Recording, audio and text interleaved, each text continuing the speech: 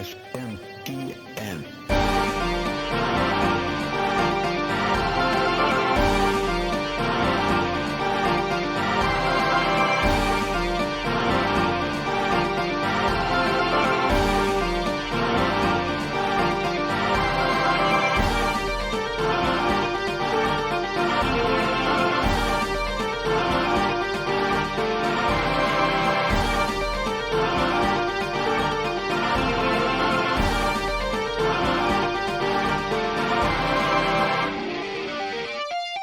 How's it going, everybody, and welcome to Shin Megami Tensei Network Link 294.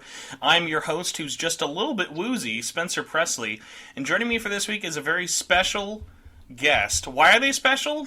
Because if I misspell their name, they might ban me from my own show. Crystal, thank you for taking the time off of your, I think, 19 social media platforms you post on to come and join us on the show. How are you doing today? Oh God, 19 just sounds so depressing. But I'm doing great. Thanks for having me on. It was gonna be 20, but you did just get banned from Rumbler today. I heard. Apologies about that. Oh yeah. No, it's true news. Not fake. True news. Yeah, our big special announcement was either going to be Crystal's on the show or Crystal's running for president in 2024, and unfortunately, the latter ended up not being true. Unfortunately, the latter didn't work out. They didn't want to weeb like me. Crystal, thank you for coming onto the show. Before you can kind of explain to everybody who the heck you are, because unfortunately, I'm pretty sure you're not just an immortalized Crystal from Final Fantasy I hovering, talking to us. That would be cool, though. I actually first learned about you. Let's see. When do you think I came across you and was like, oh, this is someone I've never heard of before? Like, what part of your internet career do you think I stumbled across your streams? That's interesting, because I would say 90% of my community that I have now found me through P5R. Nope, that's a baby game. I don't follow that stuff. That would be my first guess. Mm-hmm. But for you, let's just say that you're not the norm of riding the P5R wave that I wish I was a normie. That'd be a much cooler life, I bet. Nocturne playthrough. That was it. Nope. It was your very uncontroversial opinions on Persona 2, I think. Or was it Persona 1? No, wait, was it... Wait, that recent? Yeah, because I haven't known about you very long, but it was whenever time you were, playing, and it was, maybe having a bad day on a stream or something, and then it was, everyone posting that clip out of context. That was the first time I became aware of you, which, I'm disappointed, because I would have enjoyed learning, because I'm a big fan of the dancings, and clearly from all your videos, I should know you just through doing your Persona dancing videos in real life. No, it's okay. They don't get too much attention, so that's totally fine.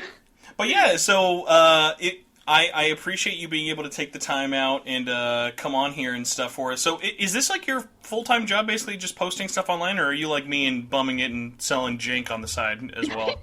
Unfortunately, this is my full-time job. I'm just kidding. Unfortunately, I'll content creation in general is a full-time job. I used to be just a streamer, but 2 years ago, I started seriously uploading onto YouTube more and more, and so I'm going through the transition right now because I do not like Twitch and haven't liked it for years. So I'm trying to make YouTube successful enough that I can just do YouTube videos and not stream. So I'm trying to transition as best as I can, but Twitch streamer first and just became a YouTuber recently.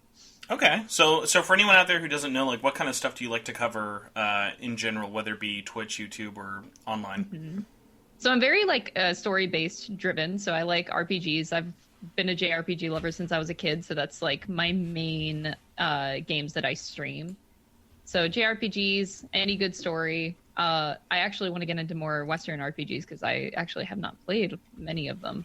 So that's a lot of what I do. So if you just like watching me go through story-based games and coming up with crazy theories, that's what I'm known for. I like trying to predict plots and coming up with the most batshit crazy theories. That's me. Do you have any examples of actually getting one right in all of your theory days? Oh, God. My most famous one is definitely my Persona 3 playthrough.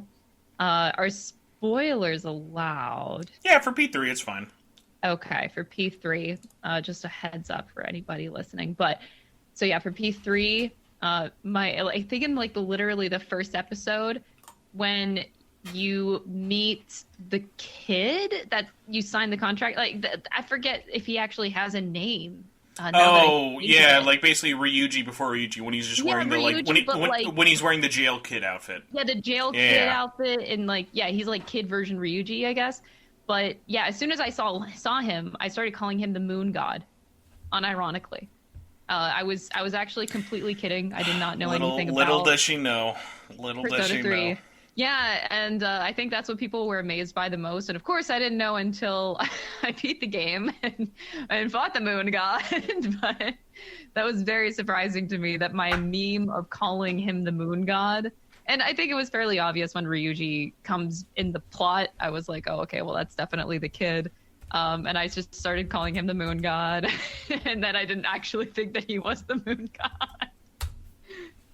Oh, that was pretty funny. That's definitely my most iconic theory. Also, all the correction people out there, I'm sorry. I'm from Kansas, so please make fun of me. Ryoji, not Ryuji. So Ryoji. Big not difference. To be confused with Ryuji. It's okay.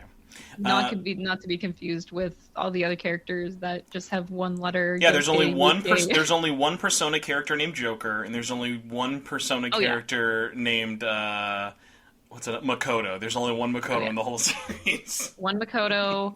Actually, there's quite a few, aren't there? Because now I'm playing Persona 1 and 2 finally. Have you found the second Joker?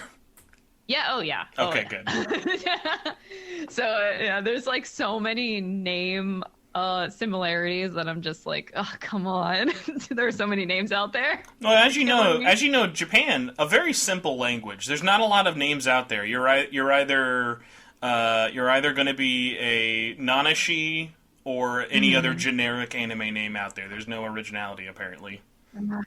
Oh God, it's getting so hard for my brain. So when you were streaming on Twitch, like when did you like kind of start year wise? It kind of gives me a good idea of like how long you've been doing it. 6 years. So I started streaming 6 years ago.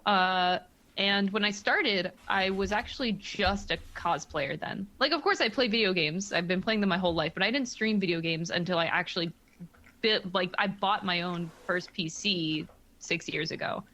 And then I was actually able to stream games. But before that, I was actually just streaming making cosplays because I was just a cosplayer. So I was a crafting streamer. I forgot that was a thing, yeah, where it would just be like, hey, because, like, remember back in the day, like, when Twitch used to be a lot more anal of, like, you have to be doing something in these categories or else we're just gonna, like, give you a strike? Like, it's so funny to think how long it took before podcasting was a thing you could do on Twitch. Yeah, it was definitely a weird time back then, but I also miss back then because that's whenever art streams thrived. Yeah, I mean, that was even back in the day, right? Of like, do you remember like Let's Sing on Twitch? Like when you could just like that stuff was like so fun. Yeah, and it's a kind of a shame that the art category is like so dead now. But back then, I used to only watch art streams. That's all I watched Twitch for because I just found so many really cool artists and loved sitting in the communities. And then they just kind of over time just really drowned them out, which really sucks. But that is how I started. And then as soon as I bought my PC, I was a variety streamer for 1 year, and then I was a Final Fantasy XIV broadcaster for 3 years. Oh, well, hold on. Let me try and guess. Did you start pre or post Heaven's Word? That would be beginning of Stormblood. So I came in the end of the first patch of Stormblood. What is that, 4.1? Oh, I would be off by that. So, like, I'm super knowledgeable with 14, but, like, the funniest thing is I still haven't beaten the first expansion. So, like, I played and reviewed OG 14, and then I reviewed A Realm Reborn, and I was like, these are amazing! Which, by the way, like, reviewing games is already an interesting kind of, like, thing. Most people out there, like, don't really know, like, what reviewing an MMO is so wild, because you're playing it most of the time before it's out. Yeah. And then also having that weird thing, like, for a year straight, I just had, like, a stupid amount of, like, whatever the MOG points are that you can like pay your monthly subscription with. So I remember like when I think I literally was able to play for like a year and a half after the review, and then it was like, you got to start paying, buddy. And I was like, oh, I got a lot of other games, and then it just fell by the wayside. But then the nice thing is now that the last expansion came out and the PS5 version was so nice, I basically just kind of recommitted to just starting with a whole new character and streaming it again on the PS5, because the PS5 version is so nice, and I just basically, because I haven't played the game in, oh my god, it's literally, I think, almost been like 8 years at this point or whatever, so like I have so much stuff to go and also with how much they've changed just the original campaign for A Realm Reborn 2, like it's basically like playing a brand new game again, going back to it. Yeah, and I'm really looking forward to like the major graphical update for the next expansion, because my PC might fry, but it'll be worth it. Like I'll go out with a bang, and I'll be so happy. Have you played? I forget. Does 14 on PC have DualSense support? Yeah, because I play on controller. Okay, so like when I was playing it on PS5, like I remember I was like streaming and like chat was making fun of me. I was legitimately geeking out because I could feel the little pitter patters on the DualSense, because it was just like I love when games do that little shit like that. Like it's so easy to get me for little things. I'm like, oh my god, I can feel the rain through the controller, like, and just like little things like, look, it's softer on the dirt than it is on the cobblestone. Like we'd be like, these are all it takes to impress me.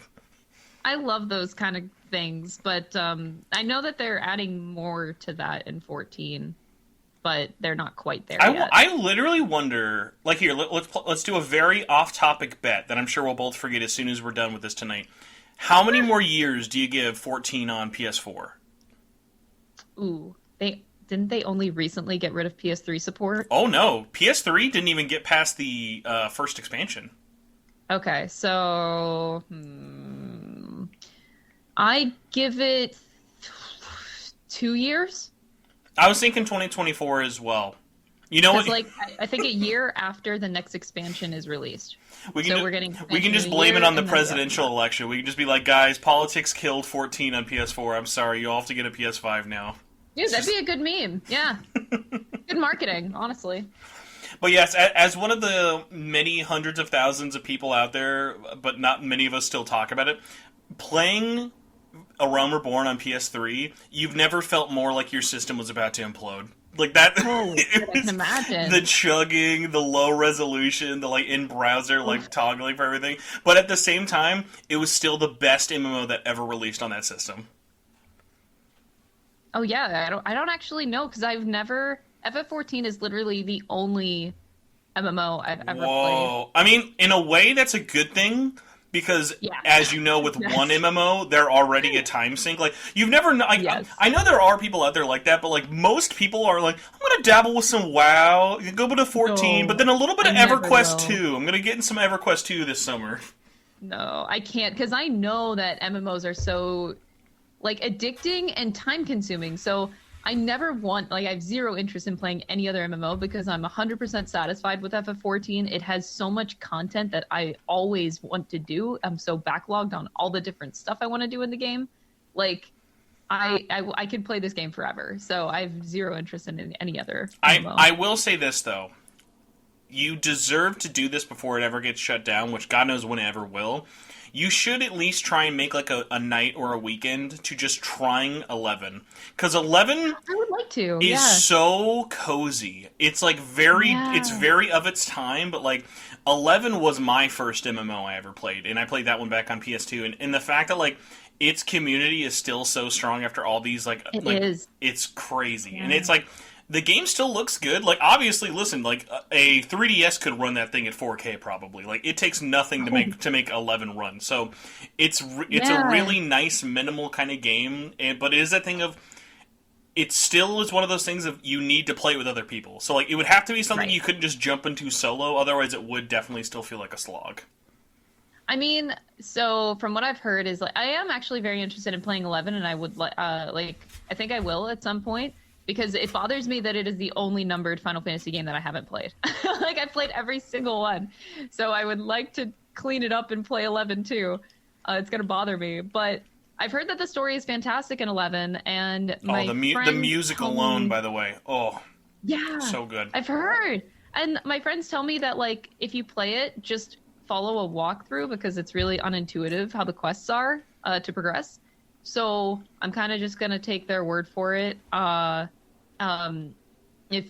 you know Mr. Happy, he's the one that gave me that advice with 11 because I know he's a very avid 11 player.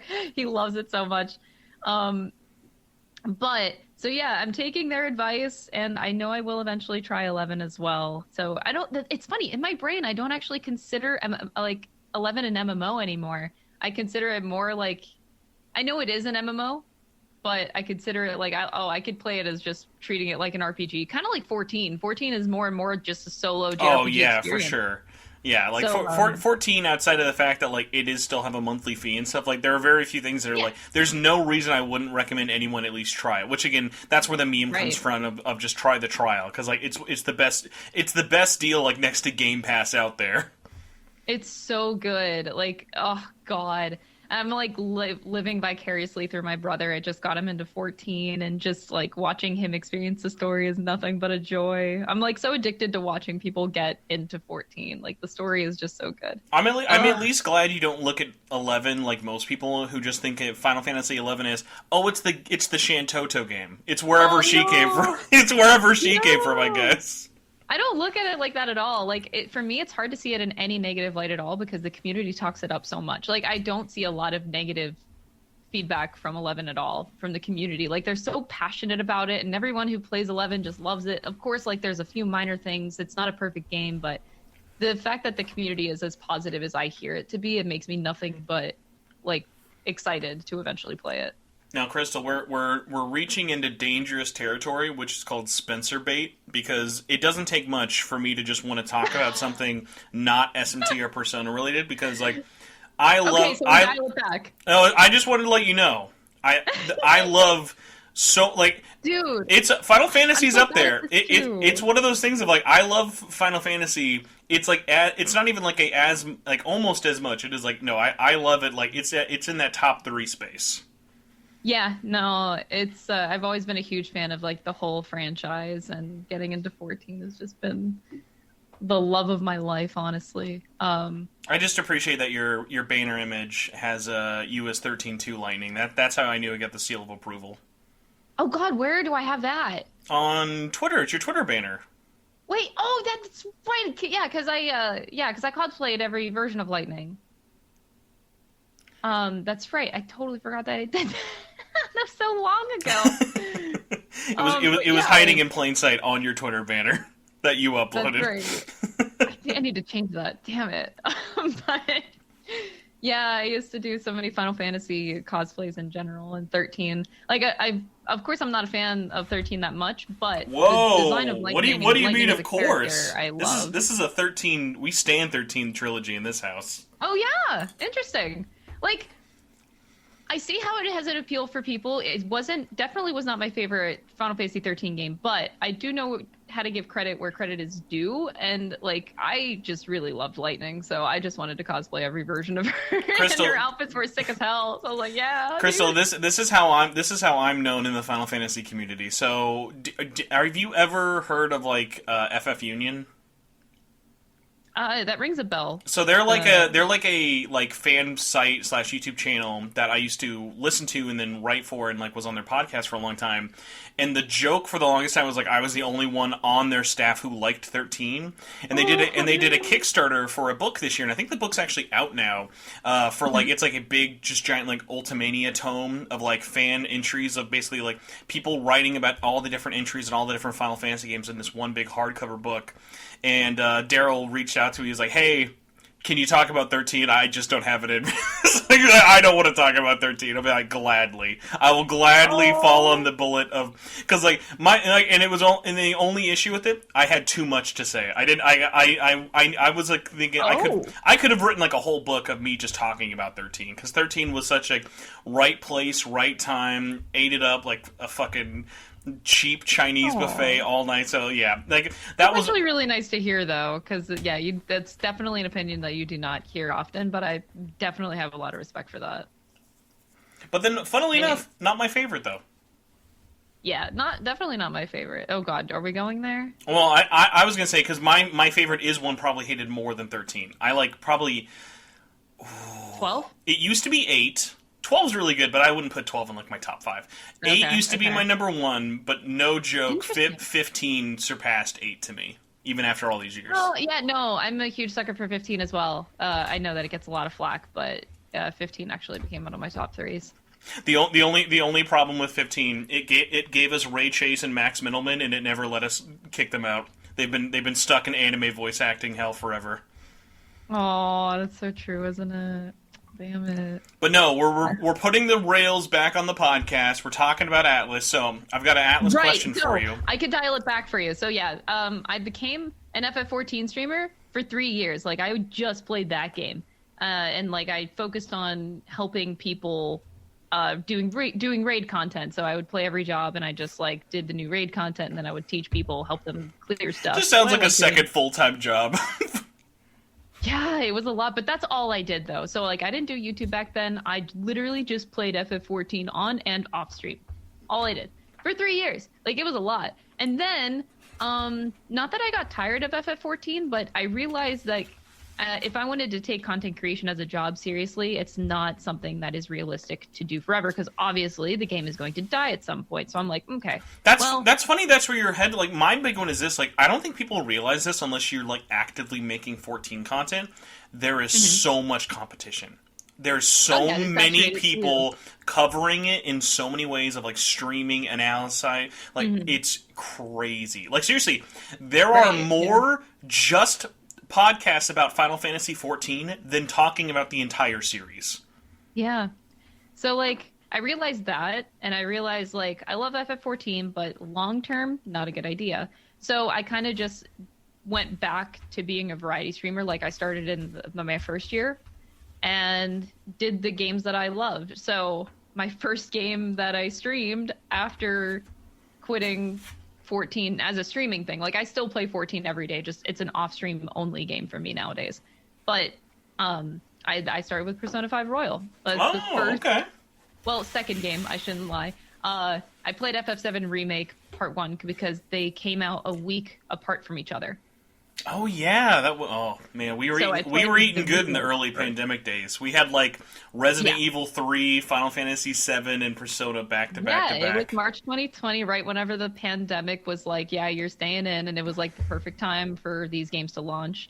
Yeah, I'll never forget it. So I played FF7 Remake and then nailed that out in a month, and that's also whenever I started making YouTube videos as well. So I wanted to quit playing 14 for stream and then stream me playing games and then have a highlighted version for YouTube, and that's where my direction went after that, and I've been doing that for a little over 2 years now. So yeah, I just kept doing that and playing the games that I've always enjoyed playing, because I've always been a JRPG lover. It wasn't something new to me, and I think that's what creates good content whenever you are doing something that you like, and you just, I mean, it comes across to the audience a lot better. So it's like, I'm not going to force myself to play a game I don't want to play. This is a genre that I've always loved, and I just kind of wanted to, I guess, go more in that direction. So I'm really happy that I played P5R, though. My God, I would not have played it if it wasn't for my brother. My brother is actually the one that told me to play the game. He was so avid about it. He's like, Crystal, you need to play it. And I trust my brother with my life on game suggestions because we've always had the same exact taste in games with everything. Like, are you guys like close age-wise? 7 years apart, so no, not Oh really. wow, okay, no, I'm jealous then. Yeah, my brother and I both grew up playing games, but we never had that like bonding moment, and like we're only like 4 years apart. So it's like I know he has a PS5, but I wouldn't be surprised if he's just that guy who he's been playing GTA Online for the last 7 years and hasn't touched a single game since. Damn, I'm really lucky that my brother is older, though, because that means I got to grow up playing older games that were kind of like past my time. So I played the original FF7 whenever I was 12 years old. I think it was like 6 years old at the time, but I only played it because my brother had. So because of the age gap, that actually allowed me to play older games that I probably wouldn't have gone back and touched. So I'm actually like, that worked out in every way in my favor. Yeah, that's always such a big one growing up. Like, so for me, that was my uncle, but since he was so much older than me, he was like playing games as much, if not more, than I was, like even growing up.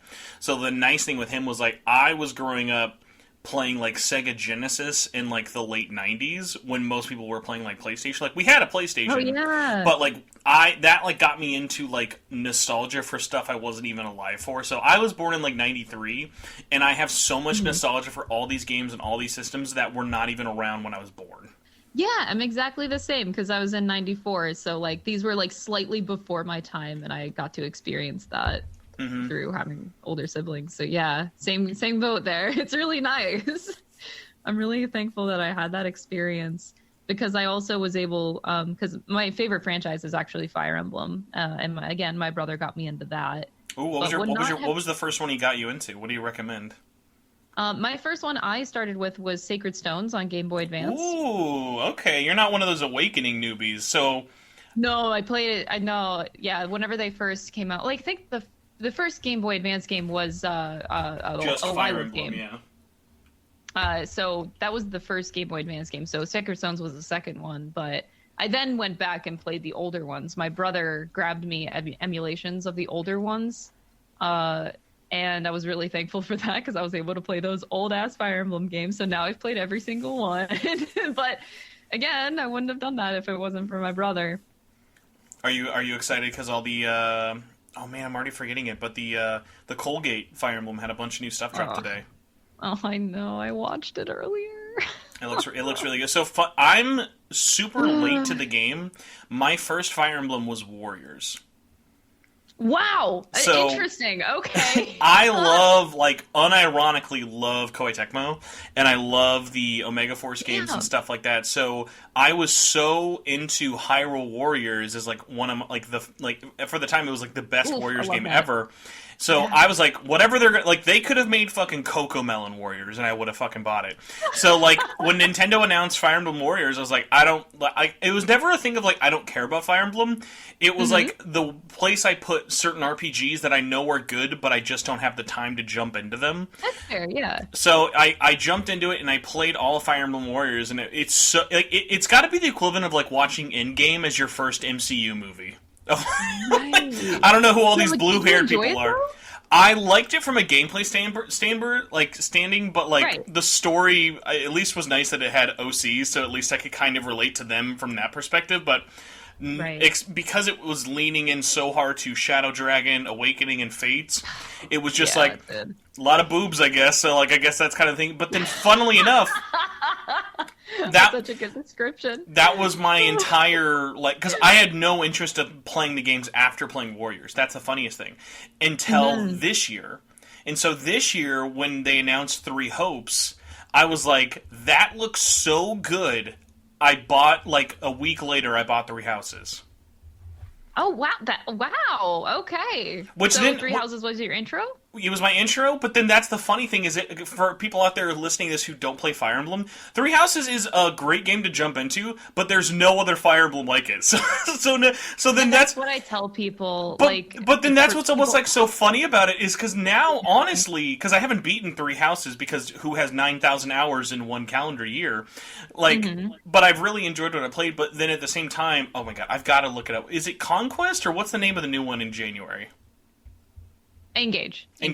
So Engage, I'm actually really excited about because that looks way more traditional, no multi-route things like that of just pick a guy, pick a girl, and go through the story. I'm a lot more excited for that. I agree with that because I've been very upset about Fire Emblem Fates having 3 different routes and then Three Houses having 3 different routes. I'm pretty tired of it. At least Fates had more replayability for me. Of course, not the story. The story was so bad.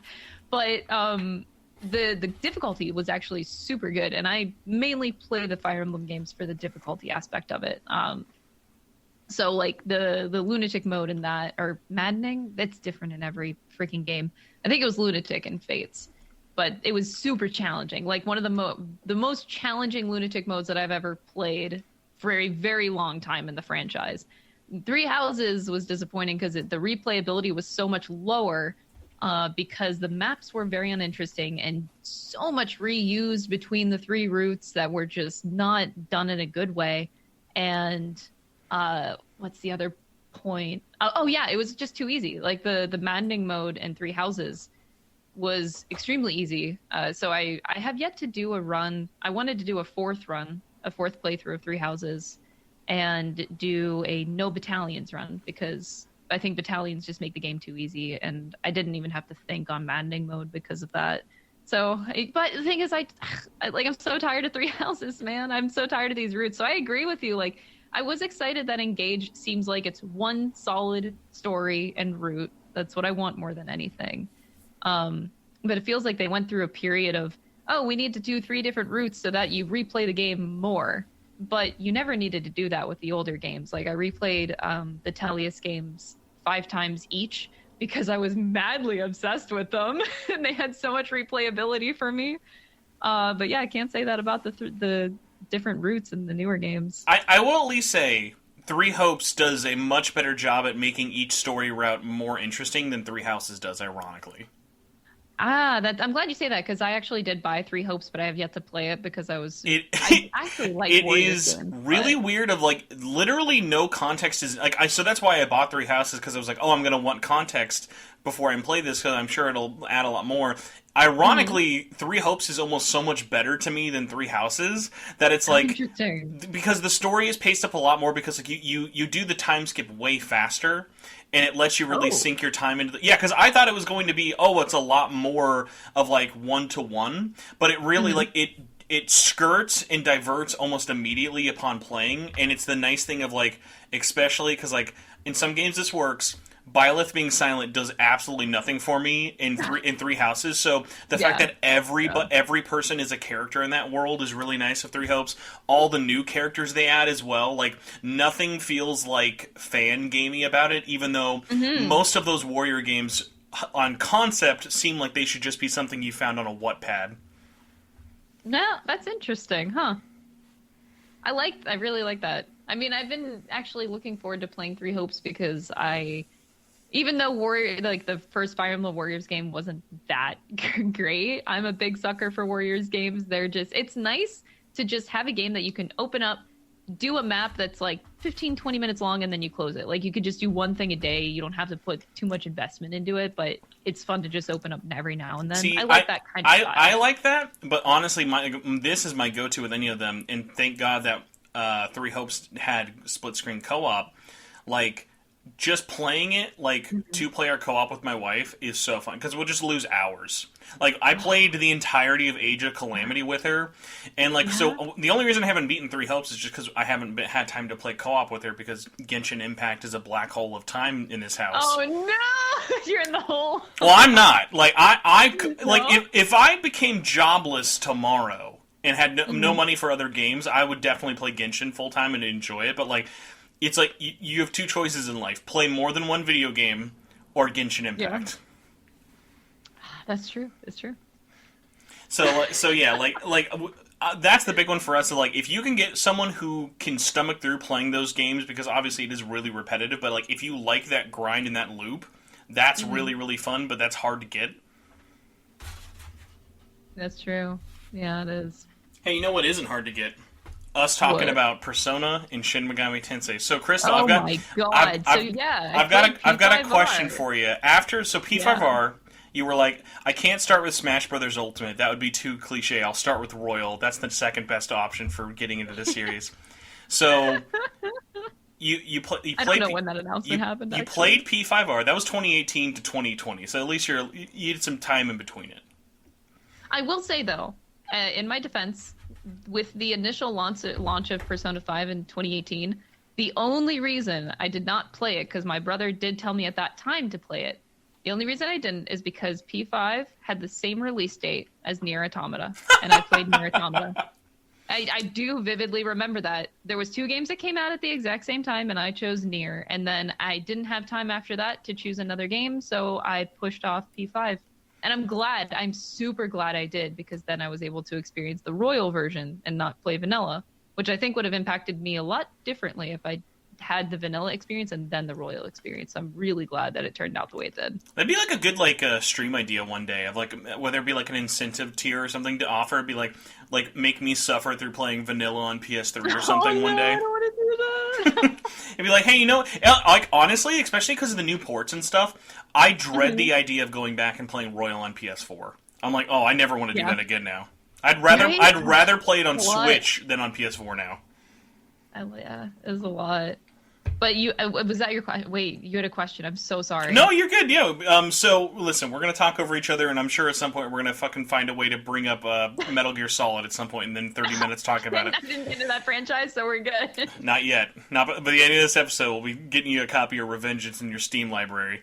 So it is on my list. So after that, let's do rapid fire then. What are all the games you played? Doesn't have to be in order, but after you've played P5 till now, where are you at in terms of ones you have played? Doesn't have to be beaten, but like, what have you gotten your hands on now? Okay, well, I can tell you in order because I vividly remember this. So yeah, P5R, and then I immediately went to P4 Gold, and then I went to P3 FES, and then I played P3P because I was interested in FemC, and then I played SMT Nocturne, and then I took a break from Atlus games because that was a lot, and then I came back to Atlus games to play SMT 5, and then in 3 months ago, I read the Persona 1 manga instead because my community told me it's a better way to experience the story rather than playing the game. So I read the manga, and then I dedicated a stream to checking out the gameplay because I did want to see how the story translated to gameplay. And you're like, how bad is this? Let's see first. Let's pull up a YouTube video. I was very curious after reading the manga because I did not see how they translate it to video game format for a lot of it because the characters, like, it's a large cast of characters and they are split up for almost the entirety of the story until the very end. So I was like, okay, you have two different groups. Like, gameplay-wise, how are you managing 9 characters and you like only have 4 of them in your party at a time? Like, they're very split up, so I was very curious about that. It's interesting how they ended up doing it though. Very interesting. But yeah, so I read the manga and now I am currently playing Persona 2. I just finished Innocent Sin last week and I am about 15 hours into Eternal Punishment right now and I am loving it so much. Wow. Now for those, are you on PS1 or PSP? PSP, I'm doing the new fan translation. Okay, awesome. And so this is a weird one, yeah, because you started basically with the manga for P1. It's such an interesting one of like, I definitely can see where they're coming from with it, but like, I'm definitely like nostalgic goggled on P1 because actually I was at least old enough at the time that I played P1 at launch. Back in like 96, 97. Well, hilariously, most people forget this. Persona 1, Revelations Persona, was rated like KA for everybody. Really? No shot. Yeah, for real. It was below E. What? I'm gonna look this up just to make sure. It was KA for kids to adults. Persona went from like kids to adults, and then if you go and look at Eternal Punishment, then that one was rated T for teen. Wow, that amazes me. Which, like, when you think about it in context, then after playing it, you wonder. Clearly, multiple people either at Atlus, Sony, or the ESRB were not doing their jobs for that game. Or they just wanted to sell the game more, so they were like, maybe we can lie on the marketing so that I honestly, if it was E, I don't think people would care, but the fact that it had the same rating as like Sesame Street games on the PlayStation 1 makes it extra funny. That's so bad. I didn't know that. Be like, Billy, I'm sorry, Elmo's 1-2-3s is all out of stock, so we're gonna rent you a copy of Revelations Persona. It's the only KA game we could find at the Blockbuster. Like, okay, Dad. Wow. We're gonna have to learn how to read all this dialogue today because you're gonna have to learn a lot of big words playing this game. Oh wow! I literally can't wrap my head around that information. It's one of those things like people just don't. I don't think people look at it and realize, like, put that in context and like, huh, that doesn't really add up when you think about it. Yeah, this is definitely kids. No, God, no. Baby's first RPG, clearly Revelations Persona. There's no way they did that seriously. It had to be a marketing tactic to sell more copies. Well, I mean, like, honestly, even at the time, like, when you look at P3, when P3 was launching in the West, there was a little bit of worry about the guns with the whole Evoker thing, but that never blew up. That never, like, once became a thing where anyone, like, there was no anti-campaign against it or whatever, so... Well, that's good. That's good. Yeah, I would be concerned about that, too, if I was, like, in the shoes of Atlus selling that game. Well, probably helps in retrospect when you realize, like, 2005 era Atlus, like, no offense, not really going to hit mainstream news. Not everyone's been like, oh my god! No. I mean, they didn't until P5R, honestly. And then they moved the guns from the head to the enemy, so that's much better, clearly. That's true, they did. So, for you, did you have, I guess, like, how would you describe your experience going from Persona to then with Nocturne HD being your first, like, mainline? It was very welcome. Because, like, Persona is very RPG heavy story. But so my favorite franchise being Fire Emblem, I love playing tactics games, and I also grew up with Pokemon, right? So I love challenges, and I loved Pokemon growing up a lot. I played every game for 10 years. I've been resisting talking about Scarlet and Violet so hard this week just because, like, I know where I dropped it. I don't have like the mental capacity because I'm juggling like 9 other things right now, but I'm also like, I know I'm gonna buy it on Friday. I have no willpower. I'm gonna have to buy it on Friday because I'm excited.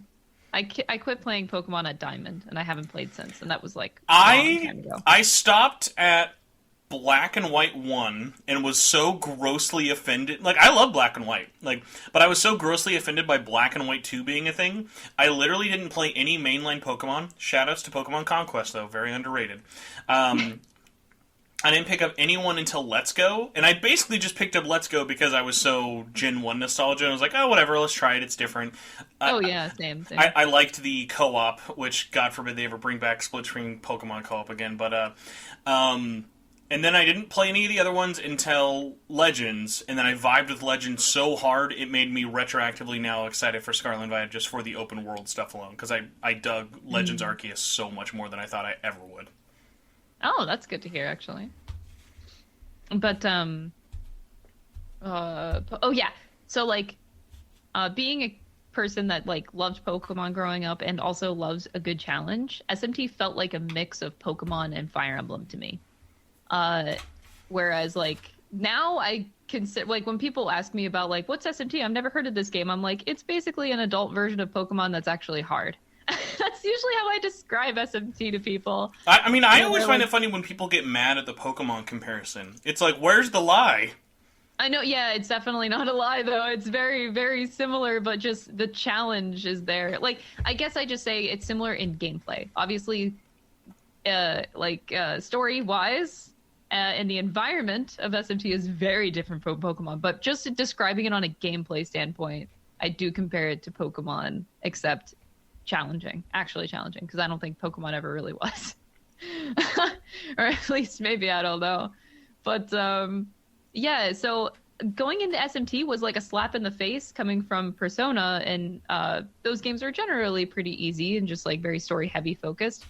But it was very welcome for me. I genuinely enjoyed playing Nocturne and getting my ass just like grinded into a wall, man. Like like being thrown up against a wall and just being beat to death. Like, I loved it. I loved it so much, dude. It was freaking great. So everything about it it scratched every itch of gaming that I needed, and I didn't think that I needed. So playing Nocturne, 10 out of 10. I would actually love to play that again on a harder mode. Is it actually just hard mode that's the most difficult thing? Yeah, they didn't do it. They only made a even easier mode. They didn't do a even harder one like Soul Hackers, unfortunately. That was like one of the hopes of like the things they were going to do with that. But I mean, hey, if like I'm jealous that was your first way of experiencing Nocturne, because I think like especially covering it from the Japanese launch, because the game launched in a way worse state in Japan than it did by the time we finally got it in the West. So I remember like covering the game from Japan in 2019. It was just that thing of like, man, it does so many little things wrong, but you really only would have noticed if it wasn't your first time. Like, because like all these little things of like you're experiencing this like it's a brand new game in 2020, you're not going to notice the little weird things, whereas like it's so funny, all the little things that like only bother me because either they changed or they might be brought over incorrectly. So like Nocturne HD is one of those funny ones where like for me, I love Nocturne, but like somehow the HD version, it's the best version to play like on so many other levels for it, but it didn't do that thing of like it didn't like improve upon it at all. Like it was that one of those things of like one step forward, one step back for me. I see. Yeah, I see where you're coming from, and honestly, that's really valid, especially when you have that prior experience. And also, we all had to be a bunch of man babies and complain that they made us pay for Dante again. I never get any of these references. Damn it! Everyone makes fun of me. But hey, at least you got Raito. Oh, even that was a weird one of like dumb things. Like they recasted Raito, but like for no reason. Like so, like yeah, I don't know much about him. Like I am still very in the dark about him as a character. It's okay. That's okay. Like given the current trajectory of Raito erasure in history right now, you might not have to worry about that ever changing for a while. Oh no! Like I want to get it. Like I'm going through a kick. Like actually, I'm for the next month. I'm actually just considering December Atlus month and the rest of November because like I'm finally going back and playing all old SMT games. So. Right now I'm playing Persona 2, and the next one I'm playing Catherine Full Body next, and then SMT 4 and Apocalypse. Ooh. I don't know if SMT 1 and 2 is worth playing, but I would like to at least check them out. And Digital Devil Saga, Devil Survivor, what other spin-offs are there? But I basically want to touch as many of the SMT games as I can because I genuinely really like the gameplay. Yeah, like a good rule of thumb, honestly, any of them that have ever been released in English, there's never been one that got an English release that I'd say you could pass on it. Like they're all interesting enough for sure, but then like you get into the Japanese ones, 1 and 2 definitely are worth checking out. If almost in that weird sense of like checking it out for like history more than like a playthrough, because If definitely isn't everyone's cup of tea. Like I really like it a lot, but it does have a lot of baggage to it that most people aren't going to want to like push through. Okay. A lot of the other stuff, like I'd be curious to see what you think of Majin Tensei as such a big Fire Emblem fan. I feel like you'd really like Majin Tensei and Majin Tensei 2. Majin Tensei. Yeah, so Majin Tensei is literally just Fire Emblem Shin Megami Tensei copy pasted Fire Emblem's formula from the Super Nintendo era.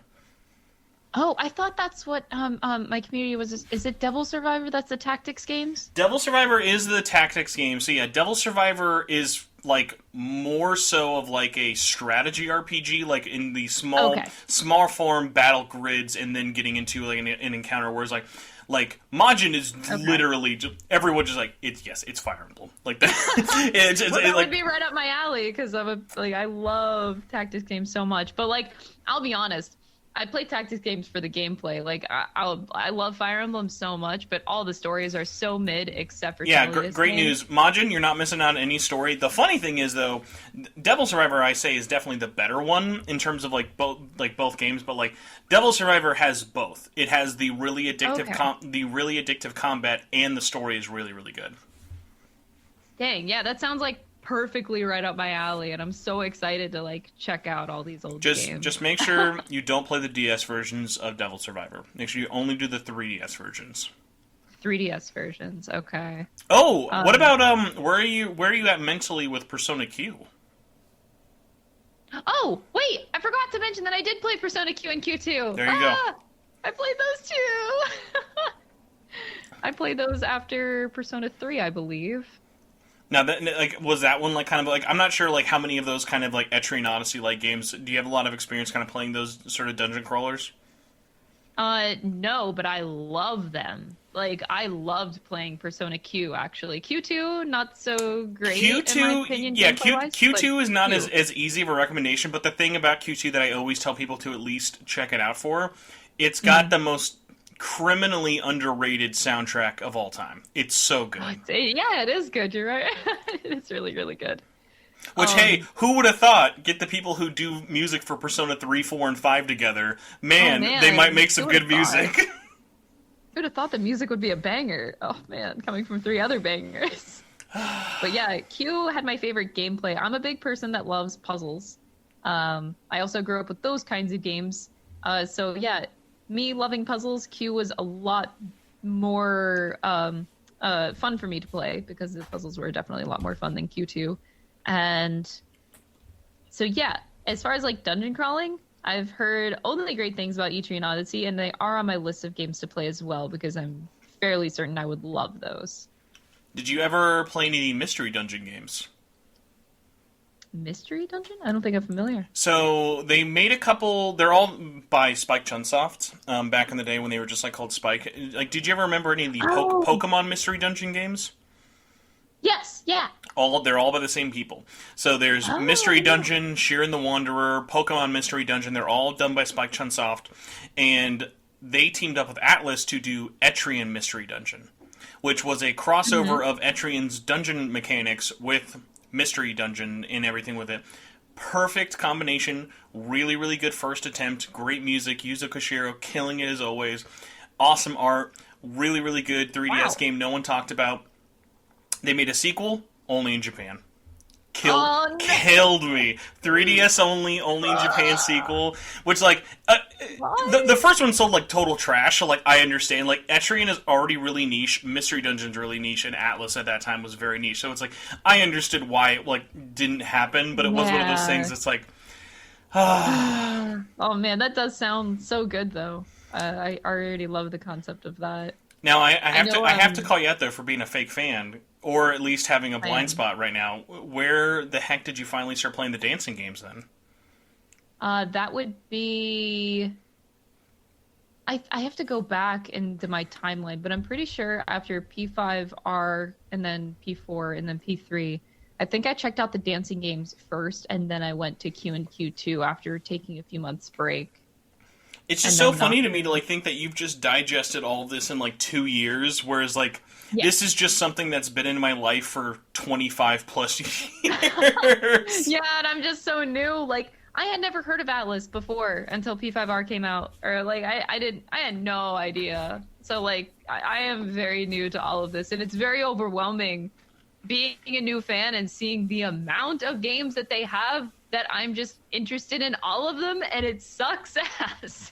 I just can't wait for, like, 5 or 10 years from now, you're finally going to get to that point that, like, other fans are at, where, like, you're caught up, and you're like, shit, there's nothing new. I have to wait 5 years now.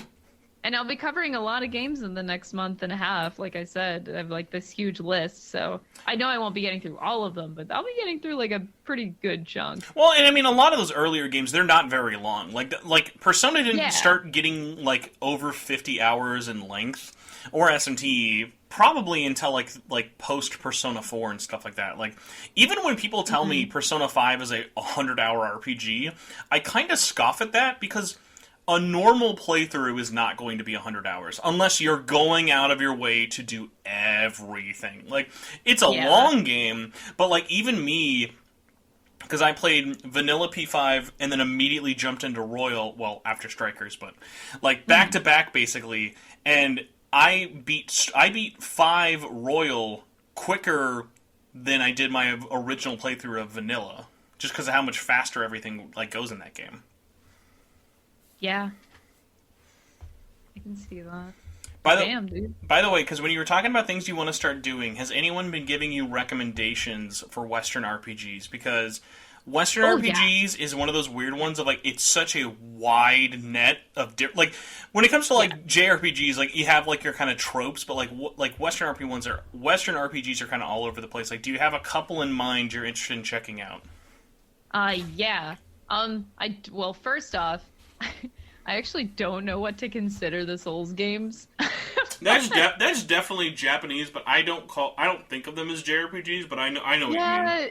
they're like this weird other category, but I'm obsessed with Souls games, and I've been exploring those in the past year, so I still have some of those to check out still. Now those are 100-hour games. When when Yeah. people are I like, did Dark Souls 1, 2, and 3, and I just finished Bloodborne. I will get to Elden Ring next, but yeah, I'm trying to touch all those games. "Oh, don't skip on and then- Sekiro. Do not sleep on Sekiro at all." Oh, no. I plan on playing Sekiro as well. Ghost of Tsushima is also on my list. I don't know if that's...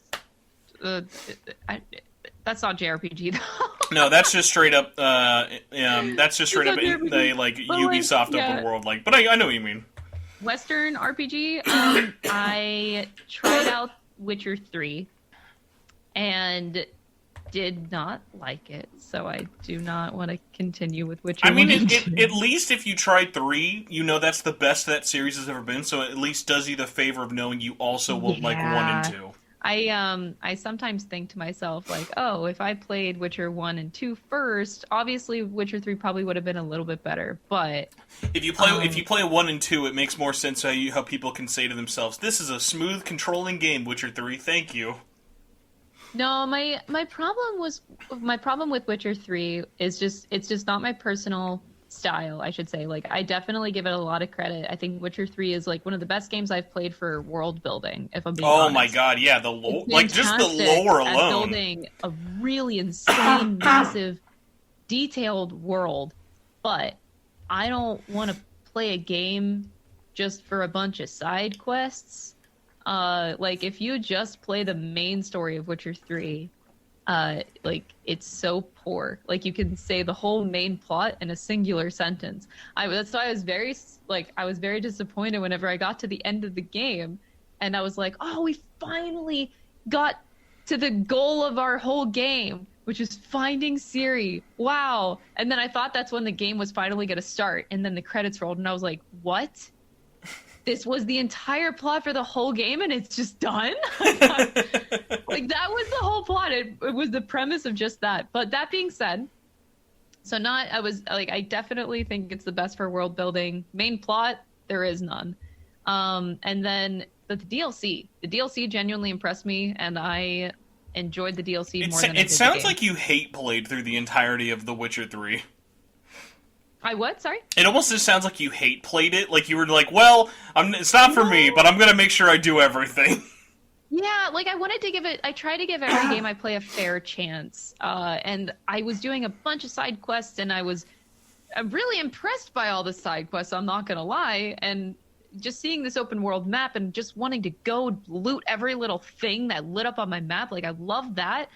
But I also do love, like, a supporting good main storyline. And there just wasn't one. I just needed more support, I guess. But yeah, like I said, DLCs were amazing, and I loved those stories to death way more than I did the main game. And so, Witcher 3 I tried out. Other Western RPGs, I have to look at my list, but I know that Metal Gear series. Oh, we would not count that as an RPG either. No, really? I thought it was. Wait, No, am I very wrong? actiony, all of them. Oh, okay. So, like, action RPG. Mm-hmm. I'm I just mean, thinking of RPGs you get in general. you get 1 or 2 card games on PSP, but that's about as close as it gets. So Okay. I have a couple of suggestions. I'm curious how you'd feel about it. Okay. Number shoot 1, 'em. easy one, just because it's up there with almost like a meme status, but it is still definitely worth checking out. Fallout New Vegas. Oh, I haven't even considered the Fallout series, honestly. I would say New Vegas is a perfect one to jump into, just because it is that thing of it's a classic, but it's not like, because like there's that thing of like it's not like people don't like Fallout 4, but it is like something about New Vegas like hits that line of it just got everything right for like what it was trying to do, which is funny because of the type of game it was. But yeah, New Vegas is a good one to check out. Another one, any interest in stuff like Dragon Age? Dragon Age is on my list, yes. That's a weird one where, like, I could just imagine saying Inquisition, but I almost think people probably would say just start with Origins, even though there's a lot more jank in Origins. Horizon. I haven't played Horizon. I mean, I would say definitely play Horizon. Hilariously, it is the same writer as Fallout New Vegas, which is part of the reason why it's so No good. shit. What was that game I Oh, was God trying of to think? War as Did well. you ever play 13 Sentinels? Oh, hell yeah, I did. Oh my Fun God. fact that the fact that I played Horizon made me like more jaded about 13 Sentinels because 13 Sentinels does Horizon did 13 Sentinels plot twist 3 years before 13 Sentinels ever came out. So like they Yeah, based but like 13 Sentinels is like full of like 15 different plot Oh, twists, I know, but man. it's the big one, like involving Okay, like the okay. oh my god, X is actually Y. Like the Right, big plot right. twist is the same in both. So I just thought it was so funny. Of like when I was playing 13 Sentinels, I'd be like, did no one else play Horizon for like Zero Yeah, Dawn? no, Like I never. They both are on my list, and I own both the games. So like one day I'll get there. Horizon's a biggie. I will say God of War, especially because I've been playing the new one. Yeah. It scratches an Right. itch in a big way of if you are a like Norse or just like mythology nerd like myself, it does so much. Like there's so many little things it like gets into, and it's so nice. Of like, if you played the earlier games too, I continuously get surprised how much they bring up. Like I was playing the new one. And they made a reference to God of War Ascension, the game that was mostly remembered for being the worst God of War that released in 2013 on PS3, and the one that had multiplayer. Like they made a reference to that in a way that mattered. I was like, oh my god, all right, because people always kind of think with Wow. the reboot one, it's like, oh well, they changed the settings, so everything he did when he was in Athens didn't really matter. But like that's a good one for if you like lore. Horizon's just a really really long one, but the last one I want to say don't sleep on. Even if you're not a fan of the show, just because of how well written and executed it is, don't sleep on South Park: The Stick of Truth. It's easily What? one of the best RPGs out there. Oh my God, my chat was mentioning that game a few days ago, and I thought they were memeing. No, so South Park: The Stick of Truth started as a THQ game developed by Obsidian. Again, Fallout New Vegas. It all just comes back to Fallout New Vegas. So it is written by the South Park like heads, all the voice actors, they basically made the game in the show's engine, so it just looks like you're playing the show, and it is a perfect length. It's a 15 to 20 hour RPG, no filler. All the side quests are hilarious, but you can just do the main path if you want. Everything's great. It's very meta of how aware it is of being a video game, and the battle system is just like chef's kiss. Very, very good. Cannot recommend it enough. You got it.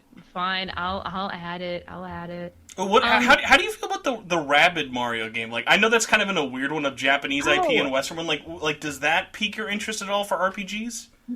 Honestly, it has piqued my interest for the gameplay style that it has. Like, whenever I look at people play the game, it actually looks like the type of game that I would actually enjoy, but I just haven't. I don't know if I'll ever actually get there, if I'm honest. So many games, so little time. There is a lot of games, and my friend just convinced me to buy Total Warhammer 3. Oh, that's a great one, though. I love Total Warhammer. Yeah, I don't know when I will ever play this game, but I do know that I would enjoy playing Total Warhammer 3. Listen, if I ever like get there, the I way know I'll people love it. talk about like once you get into this one game, Warhammer is that like you could just play nothing but Warhammer games and you would never catch up. There are so many fucking Warhammer games. It's insane. I just want to touch Total Warhammer 3. That's it. I swear. I mean, hey, Vermintide 2 is pretty good. Just saying. All right. I'll take your word for it. Is the I have the Last Guardian on my list. That's not an RPG, but that'll make you cry. It's a great game. I have no idea what kind of game it is. Did I you just have did it you on my ever list. play Eco or Shadow of the Colossus? Neither. Oh my god. Okay, so don't play that then. You have to play Eco, and then you have to play Shadow of the Colossus. Eco you could probably skip on, but it's so short. Like it's worth playing like that at least. But the Shadow of the Colossus PS4 remake, it's perfect. It's great. Bluepoint did an amazing job on it. But like if you just jumped into Trico, I think it might just feel like a janky game that you're like, oh whatever. But like it's almost one of those games that like kind of like you need the history of it to kind of like, not because it's like they're not connected, But it's one of those things of like it's almost like thematically connected because they are all done by the same creator. It's like it's one of those things of like. Have you seen Weathering with You in Your Name? The like anime movies. Oh, I've seen Your Name. Okay, so the follow-up movie Weathering by You, totally standalone, but done by the same team, has similar elements and similar like they're all in the same world. It's stuff like that of like you can jump into either one, but like if you have gone back to back to back, like you'll get a little bit more out of it. Like that, it's substantially worth it. Oh, that's interesting. But okay, okay. Taking your word. But yeah, so older games though, kind of a bit of a side. Has there been anything this fall you've been enjoying that's new or like kind of like relatively recently or like upcoming that you are looking forward to? Oof. Games in general? Yeah, anything. You can even say Tactics Ogre and surprise me. No, honestly, the biggest thing I'm looking forward to is Tears of the Kingdom. I'm a basic bitch. I'm looking forward to.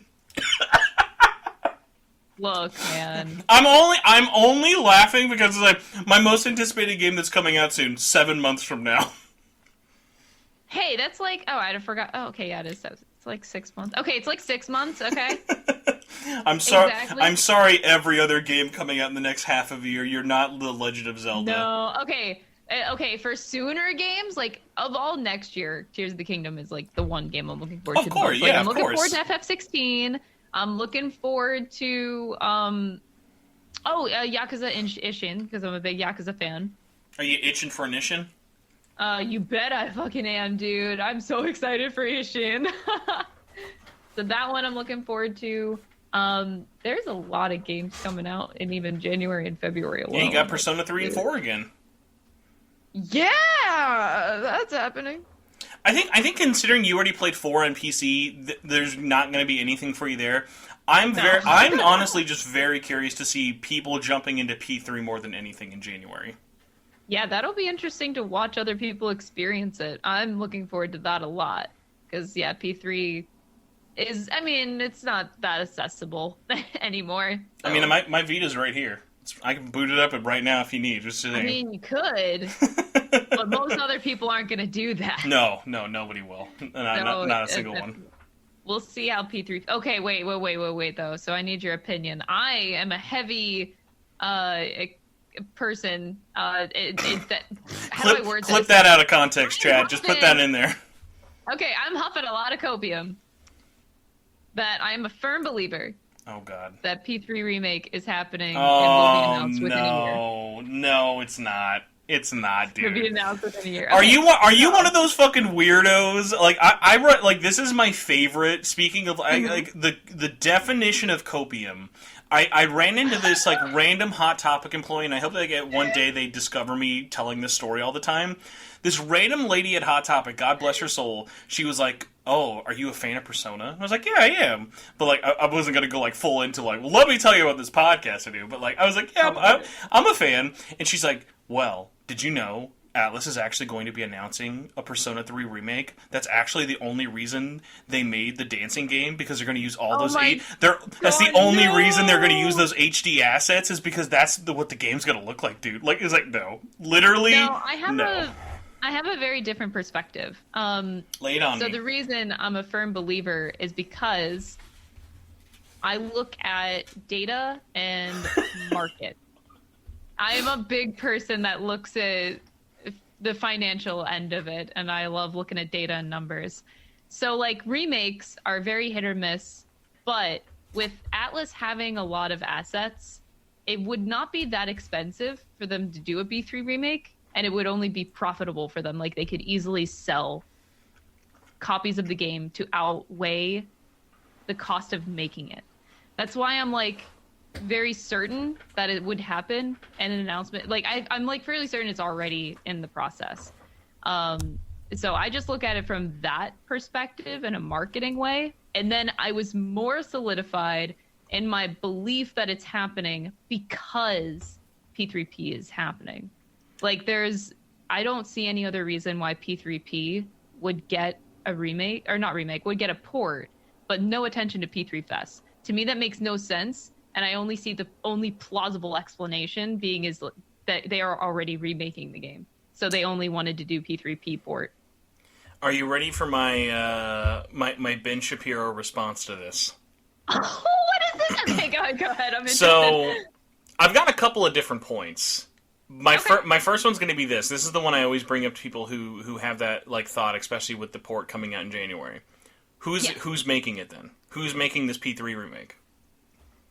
I have no idea, dude. I don't know the details of their teams are all booked up. Like at this point, the only team you have who hypothetically could be making it, and it would make no sense for their personnel.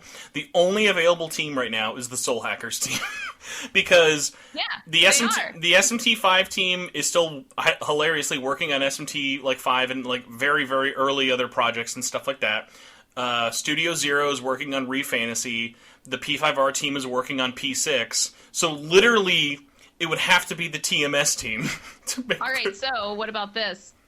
The reason why Soul Hackers 2 didn't perform well. Oh my god. Because they were working on it simultaneously. Are you saying that Persona 3, the remake, is what botched the sales of Soul Hackers 2? Not the sales. I mean, they didn't put any effort into the gameplay. Oh, they're busy working on P3 remake. Excuse Boom! me. I also stand Soul Hackers in this house. So just let you know. So the other one then the other one that I bring up as an interesting point with it is that because like the reason I bring up Studio first is that's not a game they would outsource.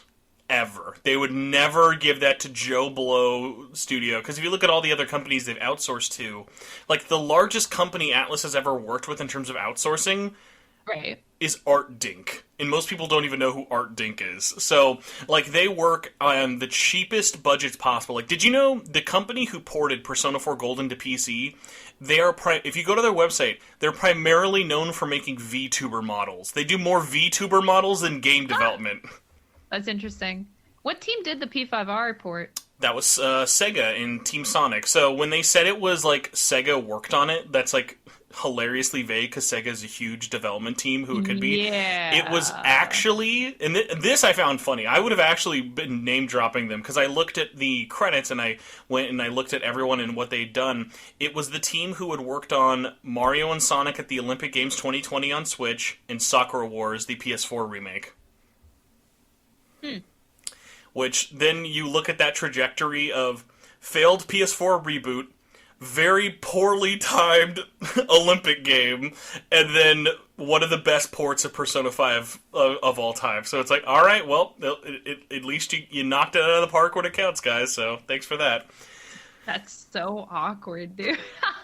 Well, I mean, like, I understand why they did it, but it was one of those funny ones of, like, Because I know who's doing the ports for 4 and 3. Those are outsourced. I'm actually kind of surprised they didn't want to outsource 5, but at least like it kind of gave that team at Sega. Because like people always like kind of forget about this. Like Sega, because like this conversation came up a lot with Sonic Frontiers. People need to be reminded, Sega is not a company who blows their money on game development budget. Like here's their mentality right now for where Sega's at. We're going to release a Yakuza, we're maybe going to release a Sonic, and then a bunch of random PC shit that people in Europe will buy.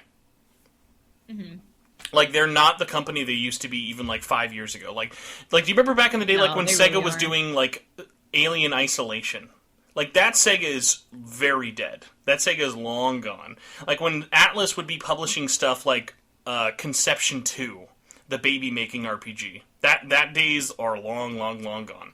So it's like that's why we're in that world now where the teams are more divided than ever because they have to basically be so picky about how they're spending their time. That's honestly like why I was so surprised when Soul Hackers 2 was a real thing, because it was like, wow, it's really interesting you want to try and make that your third pillar, and obviously it doesn't seem like it's been a very strong launch for the third pillar, but they still have a lot of like things like planned with it, so it's one of those funny ones of like, I'm glad they're still trying stuff, but like honestly, Atlus is more creatively interesting than Sega right now. Like even as a like for sure. as both of us as being like Yakuza fans, no offense, Yakuza just kind of looks like more of the same, which it's going to be good, but there's nothing coming out soon that's like, holy shit, dude, Yakuza 8's going to blow the lid off of every other No, it's probably just going to be more Yakuza 7, which is great.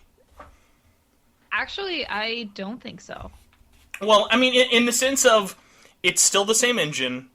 It's not going to like it's all like in the sense of like Yakuza 7 mostly has a lot of WoW effect because it's a new battle system and it's a new protagonist. Like, that's where a lot of the WoW kind of came from. Like, Yakuza 8 will have a lot of differences because of the split protagonist way, but, like, we're not going to be looking at Yakuza 8 the way we looked at Yakuza 7, because Yakuza 7 was such a drastic departure. Like, the only way it could be different is, like, Yakuza 8 ends up having, like, a tactical RPG minigame with, like, the ghost of spoiler character Y, I'm about to say. So, like, I can't think of anything that insane they would do with Yakuza 8 that, like, because, like, I even think of things like, while we're excited for Ishin's just basically like the equivalent of, okay, we can't do Kiwami 3, so let's just do a remake of Ishin really cheap and put it in Unreal.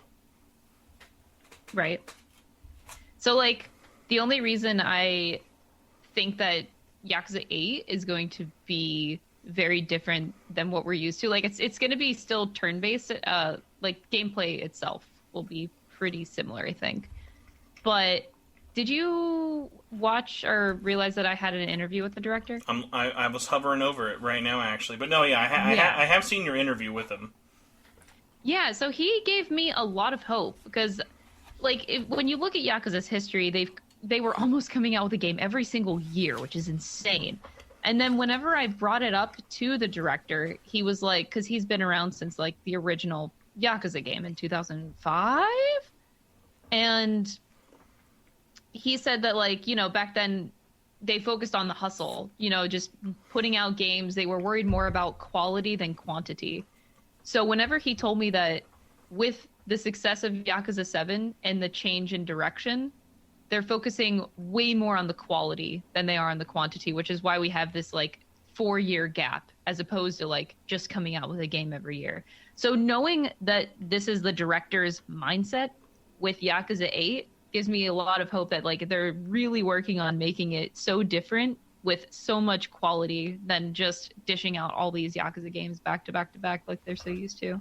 Crystal, we have breaking news from the Atlus hotline. Uh-oh. What? Atlus has just announced 2 hours ago, which is hilarious because by the time everyone hears this, it'll be a week old. Soul Hackers 2 version 1.02 is now live. We now have the run button. The run button patch is in, guys. We made it. Oh, the game's saved. Oh my god, you really couldn't put that in the really? The run patch is in. Although I will say, don't forget, they're adding 4 demons. Now, to be fair, they are 3 demons we've seen before in 3D, just basically copy-pasted over. But, for nostalgia points, they did, for the first time ever, make a Soul Hackers variant of Pixie from the original Soul Hackers one. So, like, that's kind of cool. Damn. Okay, well, I guess they did it eventually. I'm not just tweeting out, run button added, Goaty confirmed. Oh my god. Run button. I'm telling you right now, as soon as we're done this podcast, I'm uninstalling God of War, doing a live stream of this run button. We are checking out this run button tonight. Oh my god, excited. No. I've been actually holding off on my second platinum run just for this patch, so I'm excited. Jesus. I cannot, man. I was actually so close to dropping Soul Hackers 2. Really? I haven't been You were soul slacking, it sounds like. Game in years. Damn. I just couldn't handle the dungeons. That's the sound of Atlus revoking every other future review code from your inbox. Like they would. I know where I stand. I'm a confident content creator. Listen, I sell out for you 9 out of 10 times. You gotta give me that one. You gotta give me that one I can have.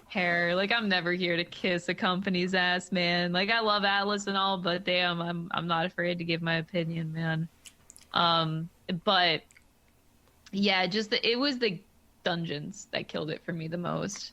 Like, I tried, especially, I think my biggest mistake was keeping up with all the side quests, because then I ended up being extremely drained because the side quests would put you back into the dungeons that were just so uninteresting. I really missed my second attempt at going to train tunnel and sewer dungeon. Oh yeah, and like it's sad that I'm making this joke playing Persona 2 now, which ancient game, and I'm like, man, these dungeons are still better than Soul Hackers 2. Damn! Alright, Tartarus, move out of the way over here, goddamn. Yeah, for real. I'm like, damn, this is actually the worst dungeon crawling I've ever experienced. Now hold on, actually, because I haven't asked this. Have you played Yeah. TMS? Oh, Tokyo Mirage Sessions, right? No, I have not. I know that's also on my games list. Need to play. TMS, Yeah. I will say, is, I unironically, because I say this and I think people think I might be joking, Tokyo Mirage Sessions Encore, I seriously, full-heartedly say is a better game than P5R, even. That is talking it up hard. Mm-hmm. But it is on my list. I am very interested because I know it's like Fire Emblem Persona crossover. I mean, honestly, I was in just because I love idols so much. So, like, really, the Fire... You know what? That's funny. That's another one because for me, like, the Fire Emblem part of it is so much more apparent than the SMT side of it. But, like, literally, I played that knowing... I didn't know who Chrom was outside of he's a Fire Emblem guy. Like, I didn't know who all these other people were. So it was like, even Tiki. I was like, I don't know who Tiki is or whatever. So... Wait, they're straight up in the game? I didn't know that. It's very Fire Emblem heavy. It's like it's less of a crossover and more of just it's honestly more of just a Fire Emblem J-pop crossover. That's so sad. I've been so itching for Fire Emblem in my life, and Engage does not look it's gonna scratch my itch. One of the best. Well, TMS will not scratch the Fire Emblem itch for sure. Like, damn it. Well, because of how, in terms of the gameplay, if you're looking for that Fire Emblem gameplay concept, like, there's no weapon triangle structure, really. Like, there's certain bits... Fine, it's not in every game. But, like, if you're looking for just a damn good RPG, and again, I go into this too just because of how, like, limited time can be as we get older, it's a 30-hour RPG. It respects your time. It's great. You want to is nice. I do like it. There's not a lot of side quests, but the ones that are there progress your you learn more about just the characters in your party. Like, that's basically it. So it's like there's no BS filler quests. So like I really like it for like.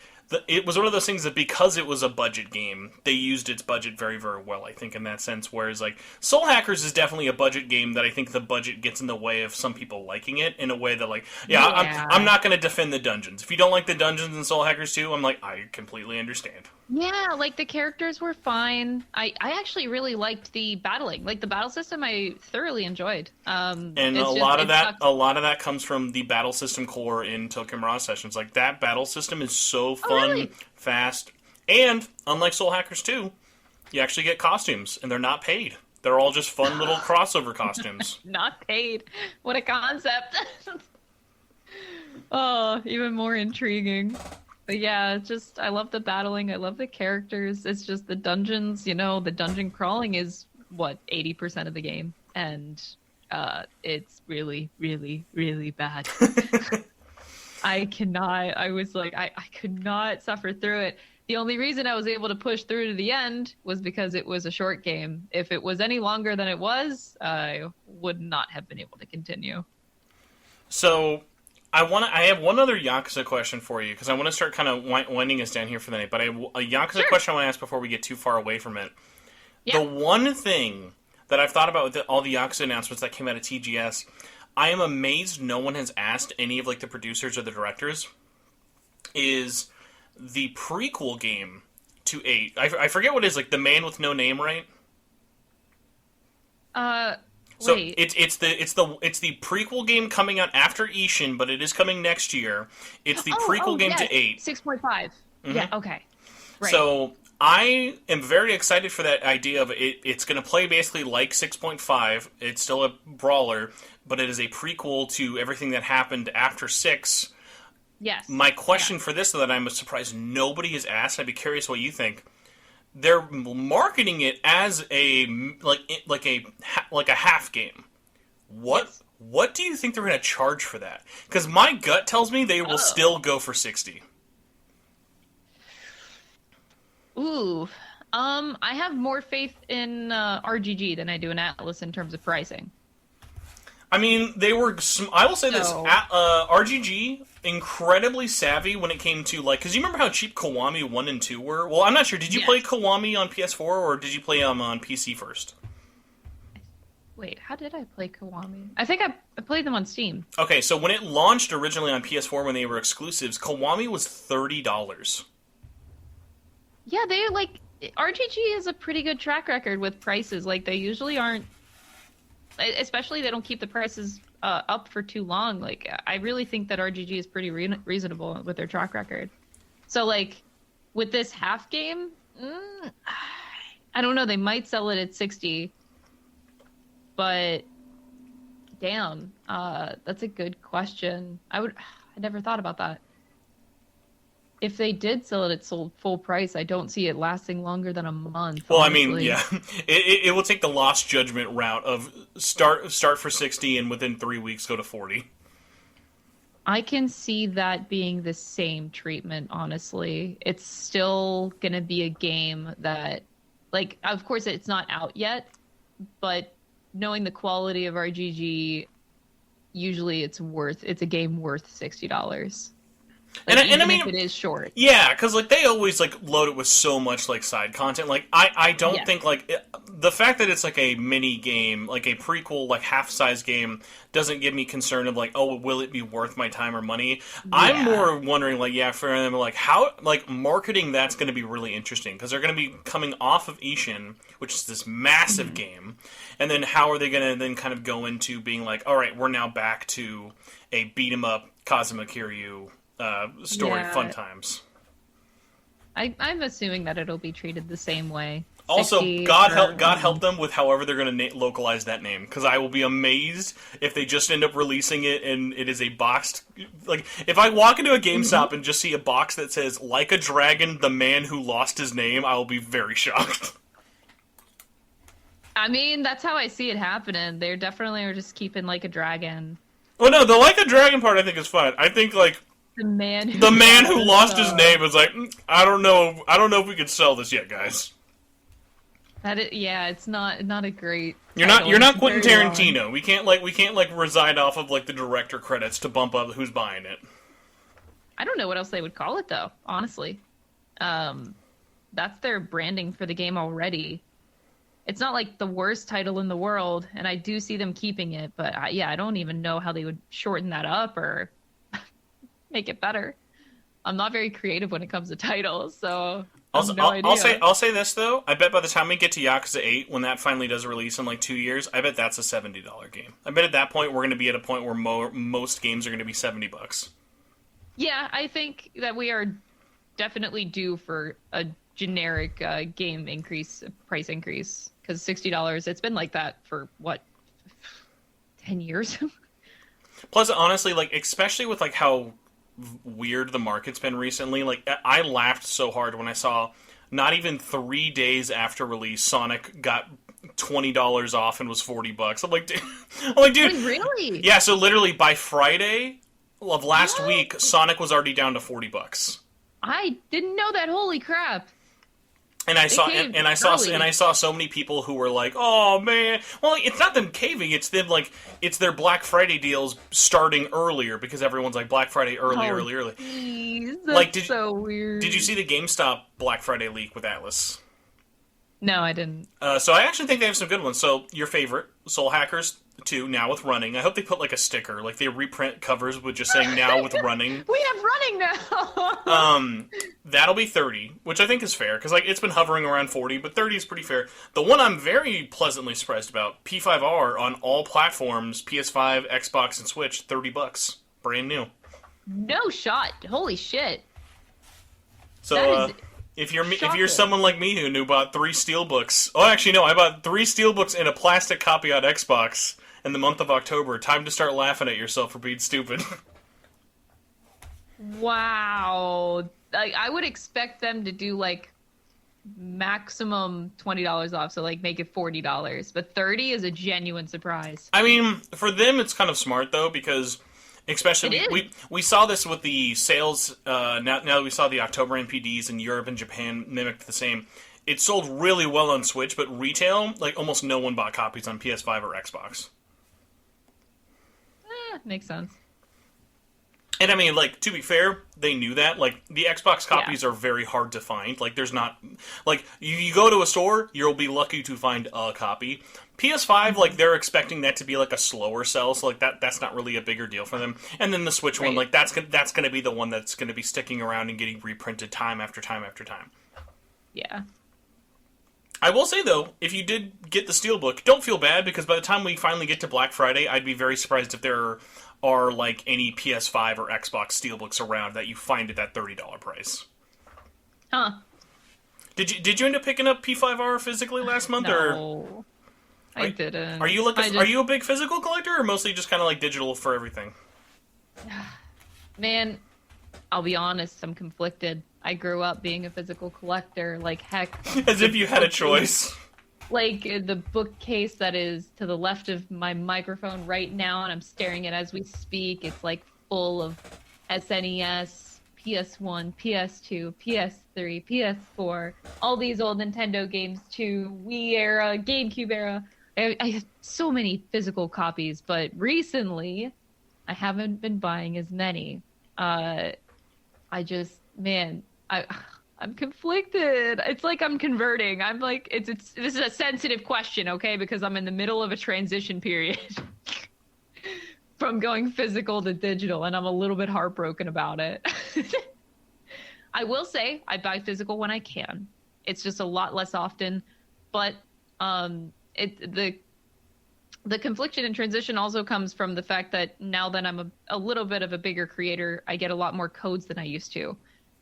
So now that I'm given codes, I'm like, okay, well, I still am not like huge rich streamer that could just buy a copy of every single game that I play. So yeah, it's hard for me to justify buying. Although if I bought any physical copy, it'd definitely be P5R. I do want that one because it means a lot to me, but only for games that it means a lot to me would I just purchase them twice.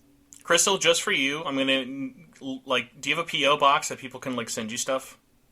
I do, yeah, I do have a PO box. Just for you, I'm gonna send you a Xbox Series X version of Soul Hackers 2 just for the holidays, just for you. Oh my God, no! Don't. And I'm gonna put on the inside of the cover in big black Sharpie just says now with running. Oh my! Don't you fucking dare, dude! I don't even own any Xbox. That's the best part. It's your favorite game on a system you can't even play it on. Kill me! I don't want to be here anymore. Be like, listen, this is $30 well spent. Should I have used it for food or rent? Definitely. Yes. But yes, you definitely should still do that. For the memes, though, that's a pretty good meme. No, please don't do that. Everybody, you know what? That's a great idea. Crystal, thanks for bringing it up. Everyone, P.O. Crystal an Xbox copy of Soul Hackers 2. She's really jonesing for that run copy. Oh, I'm gonna cry. My whole life is gonna be ruined. I swear to God, if I see a single... imagine, like, your mailman comes up to you and is just like, Why do you have, like, 100 green boxes in your mailbox? What's happening? Please, I don't even know what I would do. I would just give them away on my stream. Like, we need to, like, start gaslighting you online to be like, oh, everyone's favorite Xbox ambassador, Crystal, here again. We're gonna, like, start getting, like, the weird PR packages that Xbox send people. Be like, here you go. Here's your Trolley Gummies Xbox Series S controller just for you. Why? No. This is your life now. You're gonna have to cover Starfield. That you won't even have a choice. They're just gonna force you. Todd Howard is gonna fly you out to his mansion next year, and he's gonna say, "I heard you were such a big fan of all of our games, so we had to fly out. Number one fan, Crystal, Xbox ambassador. # not sponsored." I don't even think I've ever played any Xbox exclusive game in my life. Like I've never been an Xbox fan ever. I heard a rumor about you that you have the entire, like, timeline of Halo on your entire back. Like one of those, like, Yakuza tattoos, but it's just the Master Chief Collection timeline. Is that true? No. The only time I've ever played Halo, I played the first Halo at my cousin's house in Virginia. Whenever I literally was so bored out of my goddamn mind and had nothing else to do. And my cousin was like, hey, you want to play Halo? And I was like, no. But I literally would rather do that than stare at a wall. So I did. And I played it for about an hour. And that is literally my only experience with an exclusive Xbox game in my entire life. Sounds like we've got However, Sounds like we have a good future as an Xbox brand ambassador. That's all I'm hearing. okay, I don't know if it matters at all, but I'm a very big Red versus Blue fan. Ironically, that's docked you points. You've lost points now because of that. Well, that's the point. I want to lose. Oh, okay, yeah, all out. Whatever the opposite of a bump, you got the rooster teeth knockdown. That's what you got for the Red versus Blue comment. That's fantastic. Yeah, I don't want to be in this trade at all. Like, so yeah, unfortunately, you've lost your Xbox ambassadorship, but you did get a free copy that you will have to review for the new Ruby game. So you'll have to do that instead. That series too. Ew. Did you know a brand new Ruby game just came out this week on all platforms? Huh? For real, I think it's a Metroidvania. It's made by Way Forward. The Shantae devs made a Ruby game that like 5 people are talking about. What? This is the first time hearing about it. It might be the last time you hear about it, I'm going to be honest.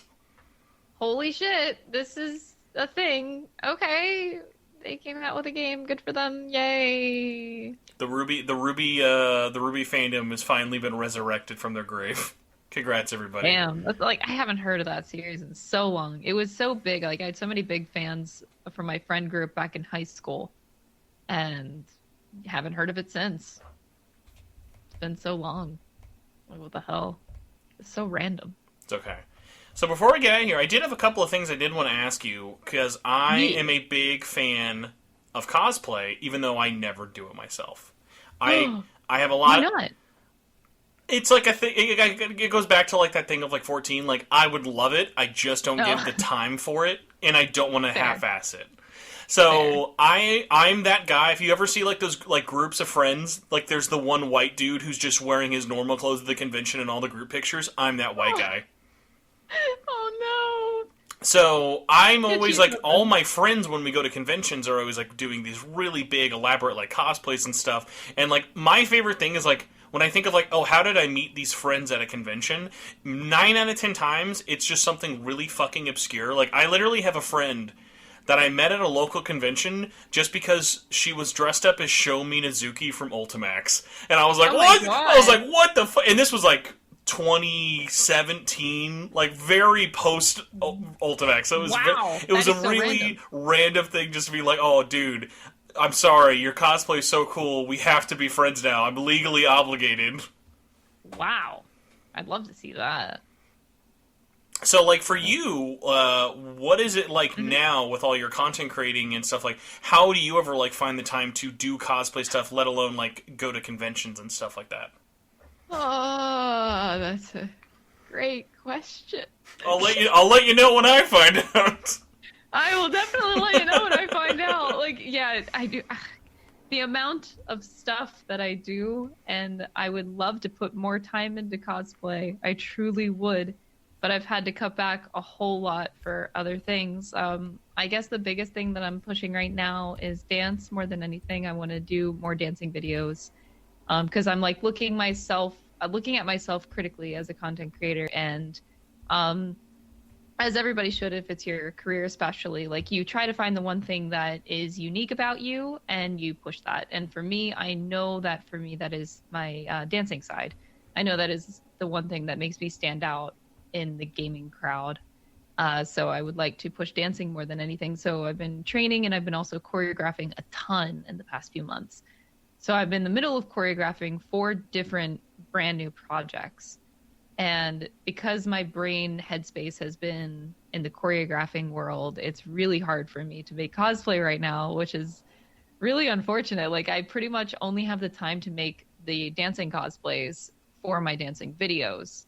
And it's hard for me to find the time outside of that to do other things, and it drives me nuts. Like, I've been wanting to do a Shadow Sai cosplay from P5R for a year and a half, and I still haven't gotten around to it because it's just like more of a casual cosplay that I probably wouldn't even wear at a convention. It would just be a private photo shoot, but I've been wanting to do that for a long time. But if it's not for a dance video, I don't find myself having the time anymore. And lately, on top of like pushing my dancing side more, I'm also designing more. So I can't quite reveal what I'm working on right now. Of course, you know the project because I invited you in on it, but I don't want to tell people yet what it is. Can I give them a hint? Oh yeah, go ahead. It may be an adaptation / crossover of the Broadway musical hit Hamilton, but adapting the story of Soul Hackers 2. It's called Running for the Hills, and we're really excited to release it. You are saying so much right now. Oh my god. Do you think like if like are there people out there who go, you know what words get me excited? Hearing YouTubers working on musicals. That's like it has nothing but faith. You're like, you know what? Nothing can go wrong with these two words coming together. A YouTuber musical, I'm all in, baby. Let's go. No. But my headspace has been very much in this video and trying it's hard because my creativity side of my brain has been stretched so far in the past months. I'm like creating more of my own fashion because I would like to create more gaming clothing because I also do that on top of cosplay, on top of dancing, and on top of script writing. So it's very busy for me. Like I wish I didn't have to stream all the time. Like of course I still want to play games and stream, but like, man, I could easily just do full-time YouTubing right now and just cut out streaming entirely because I have so much shit that I'm doing and I need more time in a day. No, I definitely get that. Like it really sucks, like, because it's not like the passion isn't there. You just literally don't have the time for it. So it is that thing of, like, yeah. I feel so bad, like, when even there's something, like, even something is, like, I mean, I say simple, but, like, even something as, like, little as, like, oh my god, I really want to go and attend this convention, and it's, like, just the act of going and traveling and trying to make, like, plans for that can just, like, add on to it, and we're just like, dude, I've got, like, so many other things I want to, like, work on that, like, it really sucks, because it is that thing of, like, I'm not like anything I ever do when I post online, there's never a moment where I'm like, this is work. I enjoy doing all of it. But then that's what sucks when any of it falls by the wayside, because it's something cool I didn't get to do. Yeah, I'm definitely with you on that. I feel, especially lately, I've been planning a lot of trips. So that's like equally as draining to like figure out all the logistics of all the trips that I've been going on. I'm trying to plan out. I know we don't have dates yet for PAX East, but I am planning on going this year if it's a thing. I'm shocked you were, by the way, like one of the only people who went to TwitchCon and still brought their spine back. Like that's pretty impressive. I know. I made it. Like I survived. They should have made like T-shirts for that. Like after the court case, of course. Once the survivor. I went to TwitchCon and I still have my spine vertebrae intact. Thanks, guys. Yeah, I did. I did leave like intact, so that's good. Yeah, that trip was definitely a lot, and still planning. God, in the span of like March to May, I have 3 trips. So yeah, I'm trying to go to PAX East. Going to FanFest this year in July. Forgot about that. Have you been to a FanFest before? Oh no, I'm so excited. They are really. I went to, I think, the first one in Vegas. Mm-hmm. But they're very fun. Oh god, I'm so freaking excited.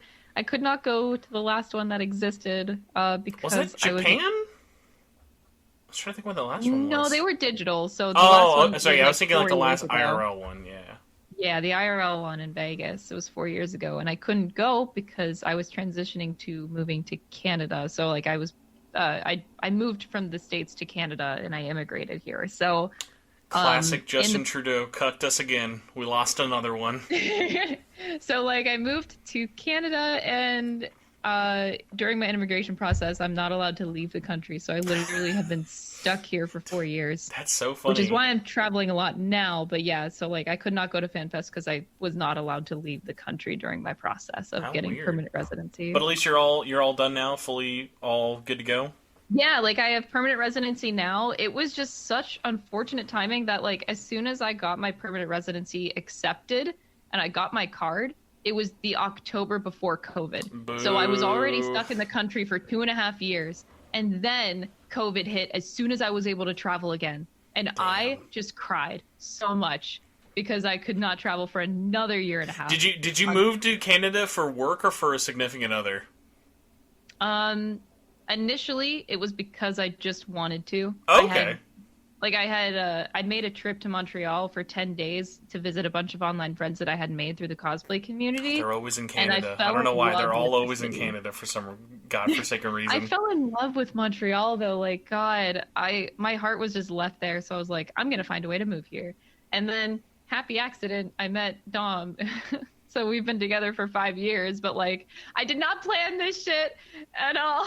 See, I was just imagining when you were talking about crying about being stuck in Canada, that he's just next to you being like, yeah, man, it sounds really bad being stuck here with me for 5 years. Yeah, that does sound pretty bad. I just want to see, like, my biggest fear was not being able to see my family. Oh, like, yeah, no, 100%. By the way, God. if you're not into the Fast and Furious franchise, then I understand this not being a problem. I don't think I could be friends with someone whose name is Dom and just call them that. I would have to, like, always just say, Dom! Oh, yeah, I have no idea I don't watch Fast and Furious. I mean, his full name is Dominic, so, like... Oh, yeah, it doesn't matter. No, yeah, go... But, like, if you ever get into that, it's a rabbit hole. It's one of the most anime things out there that's not anime, by the way. Fast and Furious. I've heard. Yeah, I've definitely heard that it's, like, exactly as you described it. Anime, but not anime. So, I think you were saying, like, you had, like, one other thing, like, of where you're going. So, FanFest, PAX, what's the other one you're trying to go to?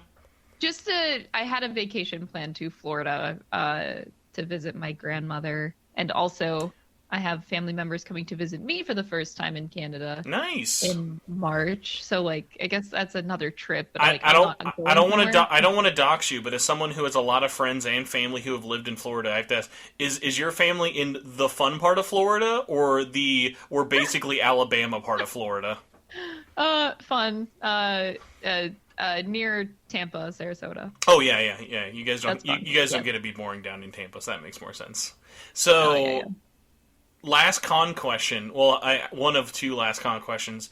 Is there a convention you're like, before I die, like a bucket list convention, you're like, I have to go to this anywhere in the world? Where do you want to go? Oh, damn, that's such a good question because my opinion has changed in this past year. I always wanted to go to Anime Expo for the longest time. However, this past year, I had my first experience with KupoCon, which was the cutest little tiny convention. It was just like 1,000 people maximum, I think. But it made me realize how much I value small conventions over very large ones. Cozy. Like, the cozy vibes of a small con can't beat it. So after experiencing that and I went to a Otakuthon in Montreal, which was 29,000 people.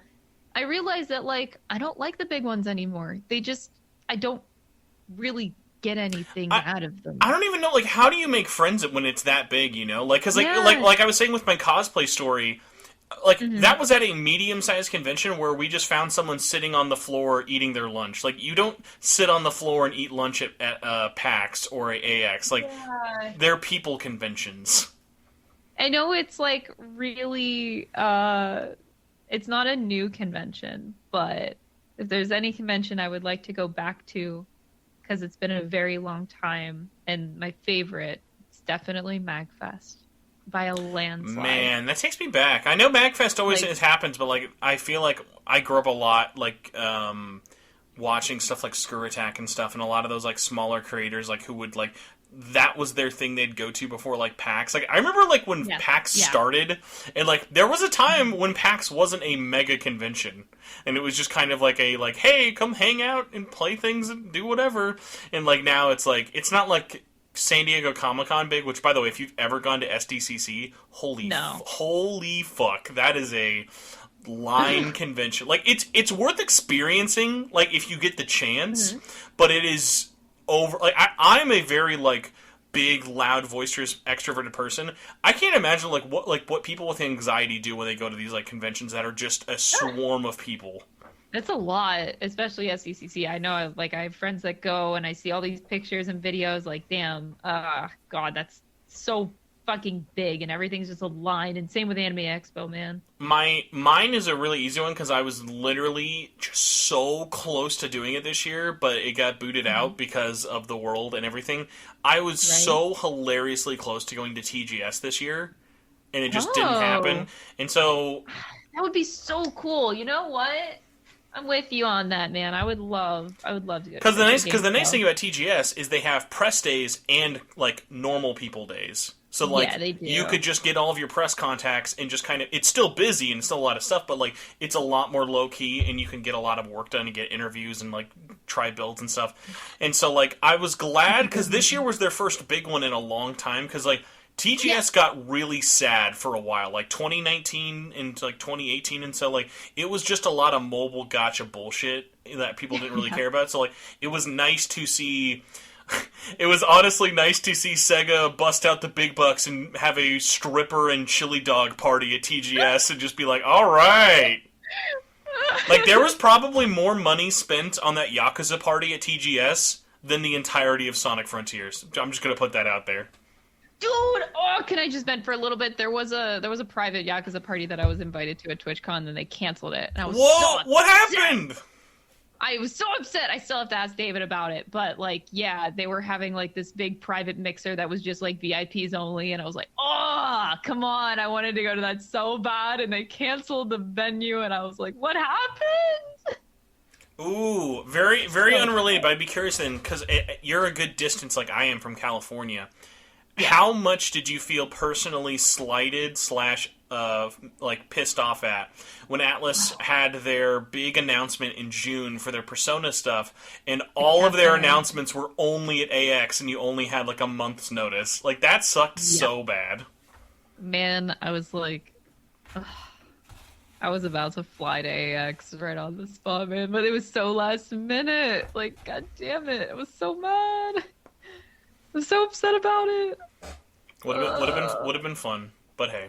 It would have been, but I couldn't just go there with such short notice, man. Well, yeah, you know, it's only California with 1 month's notice, which is of course not the most expensive place to fly and stay in with no notice at all. Not at all. Not at all. That would be totally so cheap to do. Crying. Yeah. But hey, you know what is fun and easy to attend? I would love to hear how the heck did you get involved with Lunarcon? Oh, jeez. Okay. I guess first I'll explain it for those that don't know. It's not a bunch Lunarcon. of furries sitting in front of a full moon in the middle of the summer. Lunarcon is a Final Fantasy XIV online convention. So basically the idea was we were going through COVID. We couldn't go to conventions. My friend had this idea to create an entire convention within Final Fantasy XIV, give it like as much of a real con feel as much as we possibly could. And my friend, Shin, I'm sure, you guys know her. And so she came to me with this like bizarre idea. I'm like, okay, I really like your idea, but you're fucking insane because this is a massive idea. And she wanted to do this in 2 months. I'm like, oh, okay. So she was very well understaffed is a hard word to put. I basically just inserted myself. I self-inserted myself. It was just a circumstance of right time, right place. I'm friends with Shen, and she came to me with this idea and was like, I don't know how to do this. And I was like, okay, well, I have experience running conventions, so like I will just step right in here and become CEO, basically. So I did exactly that. So I kind of like put together a staff, headed the whole operation, and they did all the logistics of like how to make it work in the game, because I'm not as familiar with that as they are. I'm not like on the creative end of Final Fantasy XIV of like doing housing and creating like a con floor or a con hall and housing and stuff like that. So I just manned like the back end of operations, and my friends just took over the front end operations and kind of like teamed up. So yeah, that's how I got into it. My friend just basically cried for help, and I was like, you are in so much trouble right now. Now imagine all of that last minute like stress and everything if it was a in real life convention, how much more manic I wouldn't that have done would be. it then. Like it's unrealistic. But like online, yeah, you can make anything happen fast. Was it at least something like once it was all said and done after the first time you were glad you did it? Yes, definitely. Like the pain that we went through for 2 months definitely was rewarded at the end.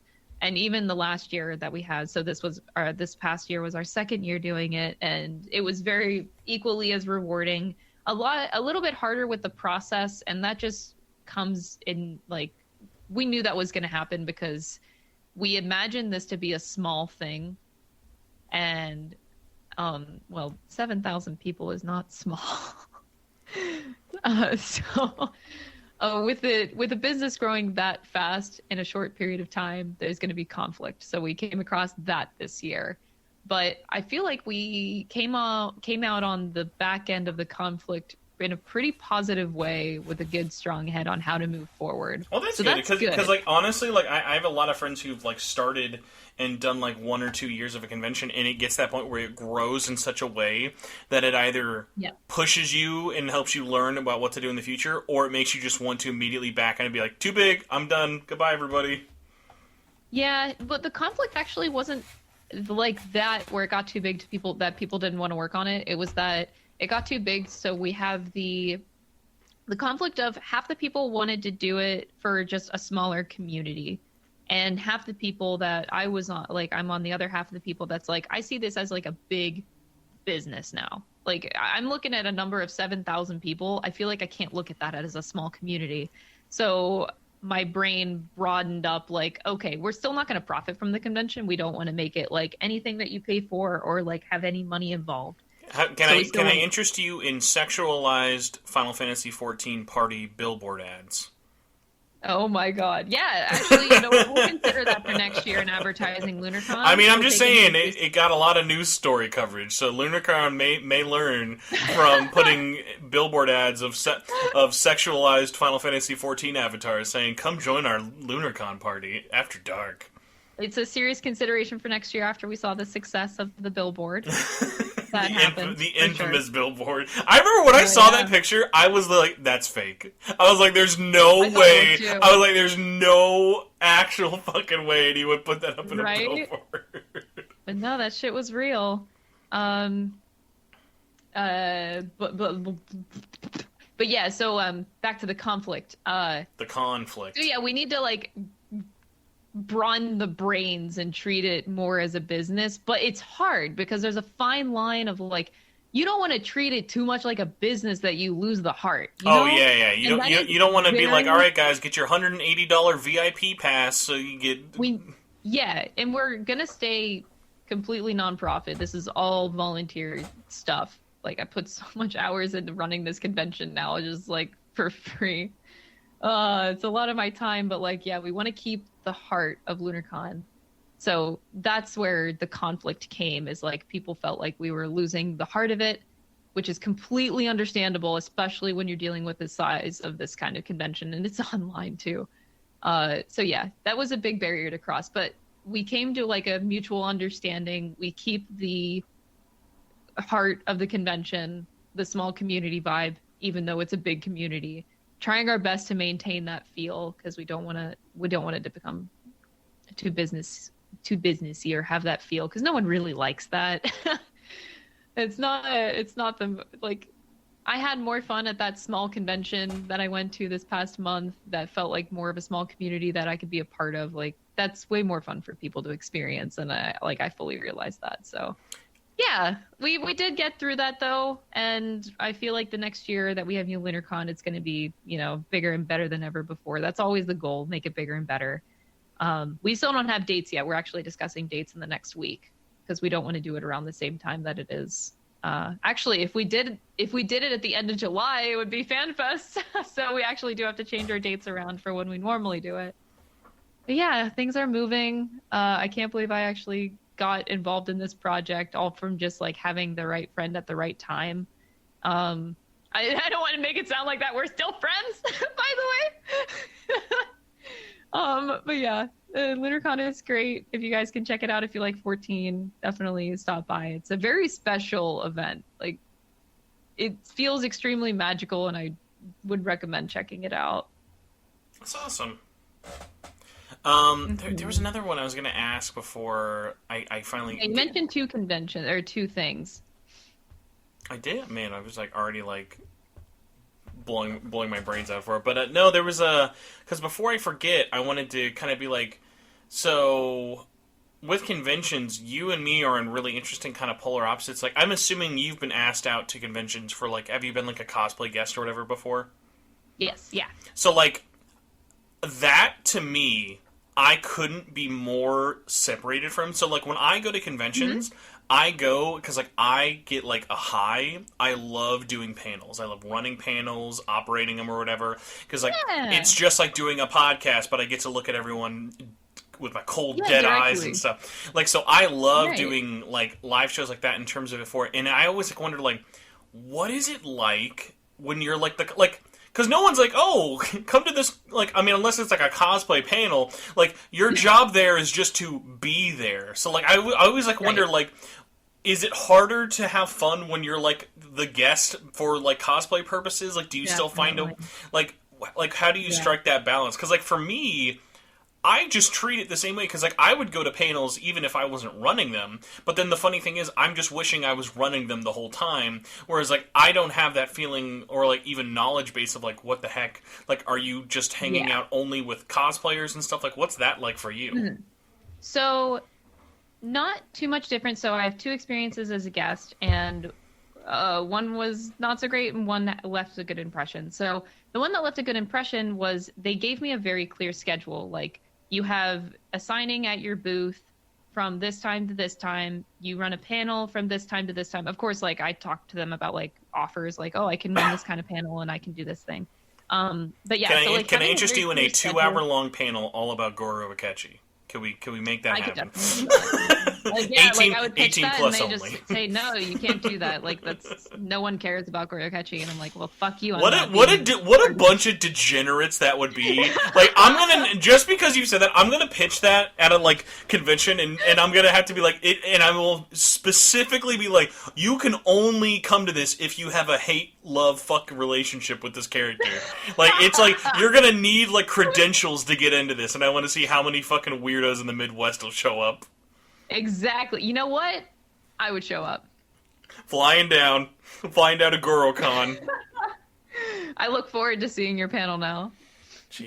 But, yeah, so, like, that one con I had a very clear schedule. You know, I'm only doing this panel in the morning for 2 hours. I'm signing at my booth for 2 hours. And then you have the rest of the time to meander as a regular con goer.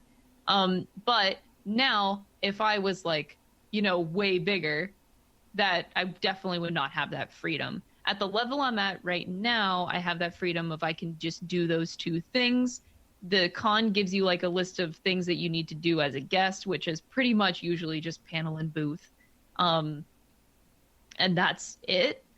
Now, if you're bigger, obviously you need to watch that a little bit more. Like, if you're a big-time voice actor, you don't always have that privilege of, like, doing the panel, doing the signing, and then being able to be out in the public. If things can get more fire hazardy with groups of people clumping around you. So that could be a problem. But yeah, so I'm very satisfied with, like, where I'm at right now. So I have the mix of having the normal con life and just having a few scheduled things that I have to do. So honestly, it's not too far different than a regular panelist. Like, if you have a panel you're running, you just go in and you're still scheduled for that time that you have to be there. Or the same as an artist alley, which honestly, I feel like as an artist alley, if you're an artist that has a booth, you have way more of a commitment than I would as a guest, because you have to be at your booth for the entire weekend. Like, I at least do have some freedom with my schedule. Like, I could do this, and then I have my time in between. But damn, I'll be honest, like, artists have it way tougher. Like, they have way less freedom from that perspective. But yeah, so it is nice for me the 2 times that I've guested. One didn't have, like, a clear schedule going in for me, which was a little bit frustrating. But even without that schedule being super clear, I still was able to hang out with my friends and still able to do my own cosplay groups and have that freedom. So yeah, it's honestly not too much different. So, like, imagine you're running a panel, but just, like, double the amount of work. But that's it. Okay. And so, like, when you're at a booth, are you, like, selling, like, prints of, like, your, like, pictures and stuff? Or, like, are you just, like, I'm the booth? So, yeah, it was similar to voice actors. So, like, voice actors would have, like, prints of their characters that they sell and then sign it. So I just sell my own cosplay prints. and if you ever want to like see my brain melt in real time, take me to a big convention and just have me look at the voice actors and how much they charge for stuff, and it's like I look like I'm fucking trying to count cards in Vegas and my brain is exploding. Wrapping my head around the fact that like $50 to sign a Funko Pop. I'm like, I was like, and I got to the point like, and I understand like everybody's different and everyone has all their stuff, but like I'm like, there's no level of fame I could ever achieve in life where I'm like, I will make you give me money to like take a picture with you. And it's like I just like it's so out of my, because like I'm already weird with like autographs and stuff. Like I don't like have a lot of stuff signed because like, or like I'm not like the picture you take stuff. Like I'm the weirdo who would wait in line for autographs just to say hi to the person and move on. Although I will say I had a really weird thing where I met for the first time I ever met Max Middleman was pre P5. And then I ran into him a couple months back ago, and I had a funny thing where I came up to him and was like, hey, I would love to try and get you, like you or any of the other, like, because like they do that like lava thing, like the loud and very annoying stuff. I was like, hey, I'd love to get any of you guys on to do the podcast. And I've like had a really hard time going through their agents or whatever and getting anything back. Because like it's so funny to be like, it's never about how big someone is. It's really just how do they use social media. That's basically like in terms of how you're going to get a response back. So, no joke. Like when he gave me like the reasoning, because he's like, "Hey, we can't do anything. Like we don't do podcasts." And I was like, any like you guys don't do like, because I mostly find it weird, like not because like if it was like we don't want to do them, I'd be like I get that, but it's like because they do so much content creating on their own. I find it so interesting, and it was literally like, the only time we'll ever do it is if Atlus, like, for a good example, because I even tried to make this happen, but I couldn't get it in time, like, Atlus would have to pay them to come on my show. That's the only way, like, it would work. Like, I couldn't even pay them. So it was one of those funny things of, like, I can't, like, even imagine, because, like, there are, like, things where it's, like, I've had people I would say are more famous that I've had an easier time getting on the show than people who you would think are, like, really easy. Like, here's a weird one that I've always thought would be really easy, and I would love to have them on just to talk about, like, different things. Like, I have been trying too hard, like, legitimately, I've been trying way too hard to get Vic Mignogna on this show. Because I would love to just ask him a bunch of fucking weird questions. And in case anyone's wondering, because Vic Mignogna has not been in anything in the last, like, 5 fucking years, he was Junpei in Persona 3. So, I'm very curious, did this interest spark at the controversy? No! It was always a thing of, like, I wanted to, like, have an, like, because, like, a big one I remember when...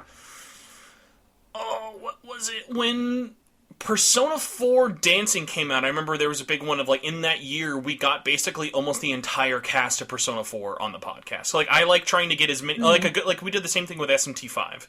Like, trying to get as many guests from this game to come on and just kind of talk about it or whatever. And I remember I was re-interested again with Ultimax coming back out again, because this was, like, the first time his voice lines have been put back out in anything in a long time.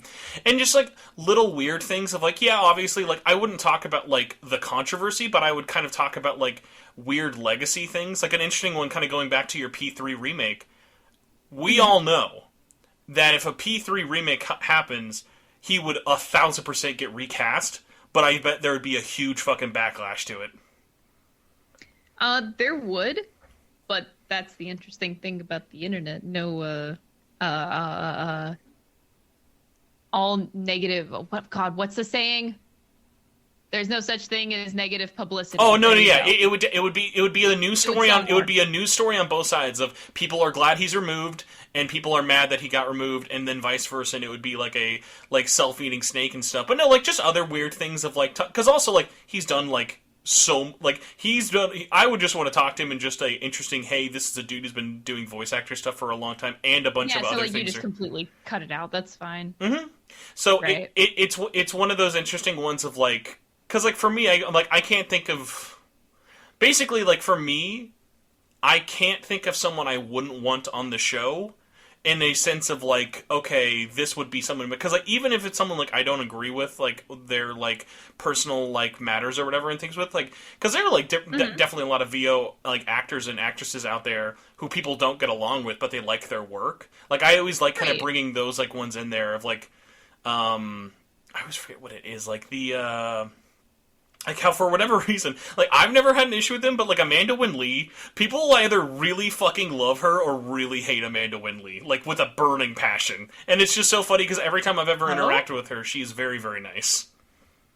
Wait, really? Yeah, there are people out there who will like loathe her. They actively hate. I've never heard that for her, actually.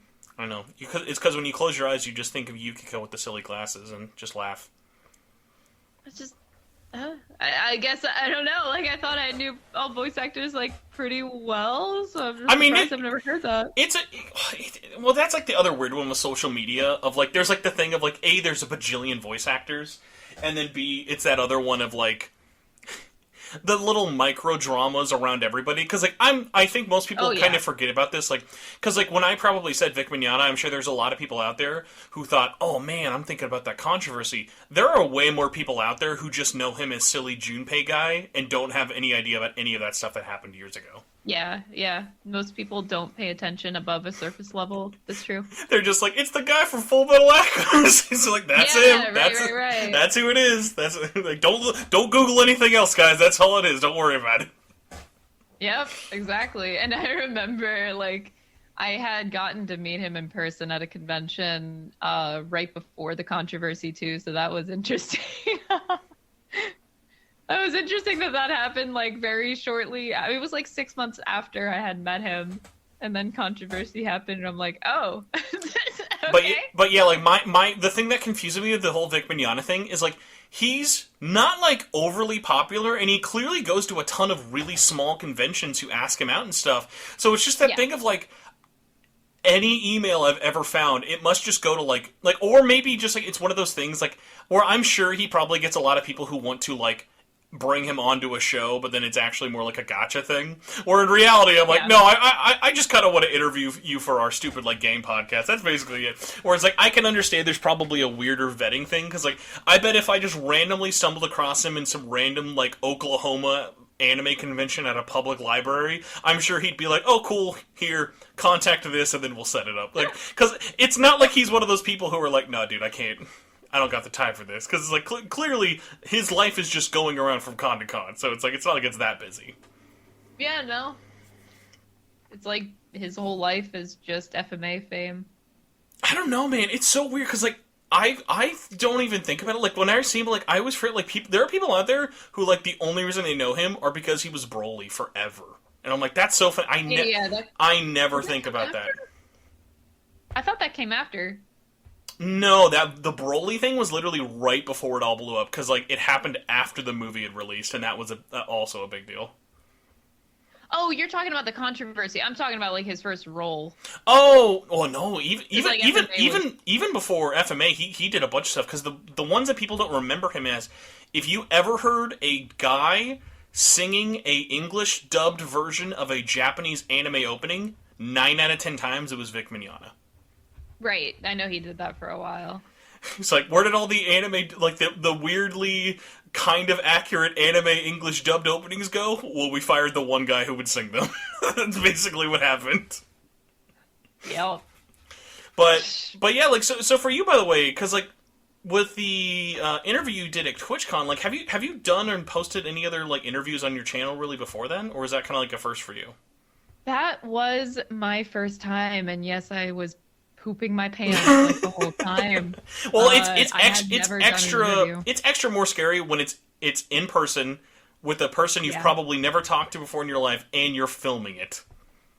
And it's something like and I highly respect him as a person. Like everything. I just didn't want to screw up. That was my biggest thing. I was like, oh, it's my first time ever doing an interview, and I don't want to mess up because I am a person that values first impressions highly. So I didn't want to leave a bad first impression on him. Like I want to be able to have this opportunity again.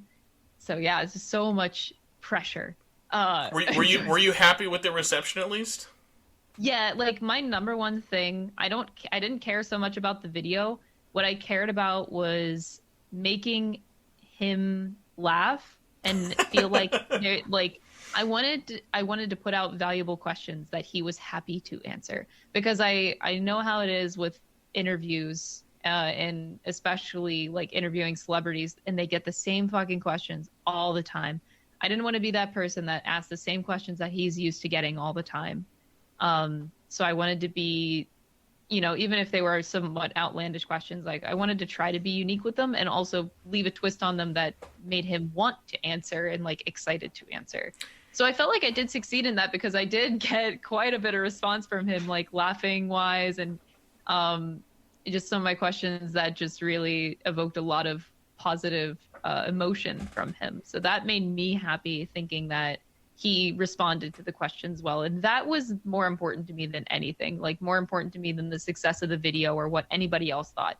I only cared that he had a good time with the questions and answering them. Those are always like that's such a weird feeling to describe to people of like when you're nervous before it starts and like you're like it is that it's almost like that thing of like not like when you have a crush on someone romantically, but that thing of like God, I hope they don't hate me. God, I hope you don't like think of this as like yeah. So like I remember like a good analysis like a good comparison I have for that is I remember like basically shitting bricks before meeting for an interview where like everything that could go wrong beforehand went wrong leading up to me interviewing Lotus Juice. Because I had a chance to meet him in person, and it was one of those things like basically the time got pushed back, a bunch of other things were going wrong at the convention and everything else, and it was like his agent or like a handler guy was basically like, "Hey, you've got like 5 minutes," and I was like, you know what?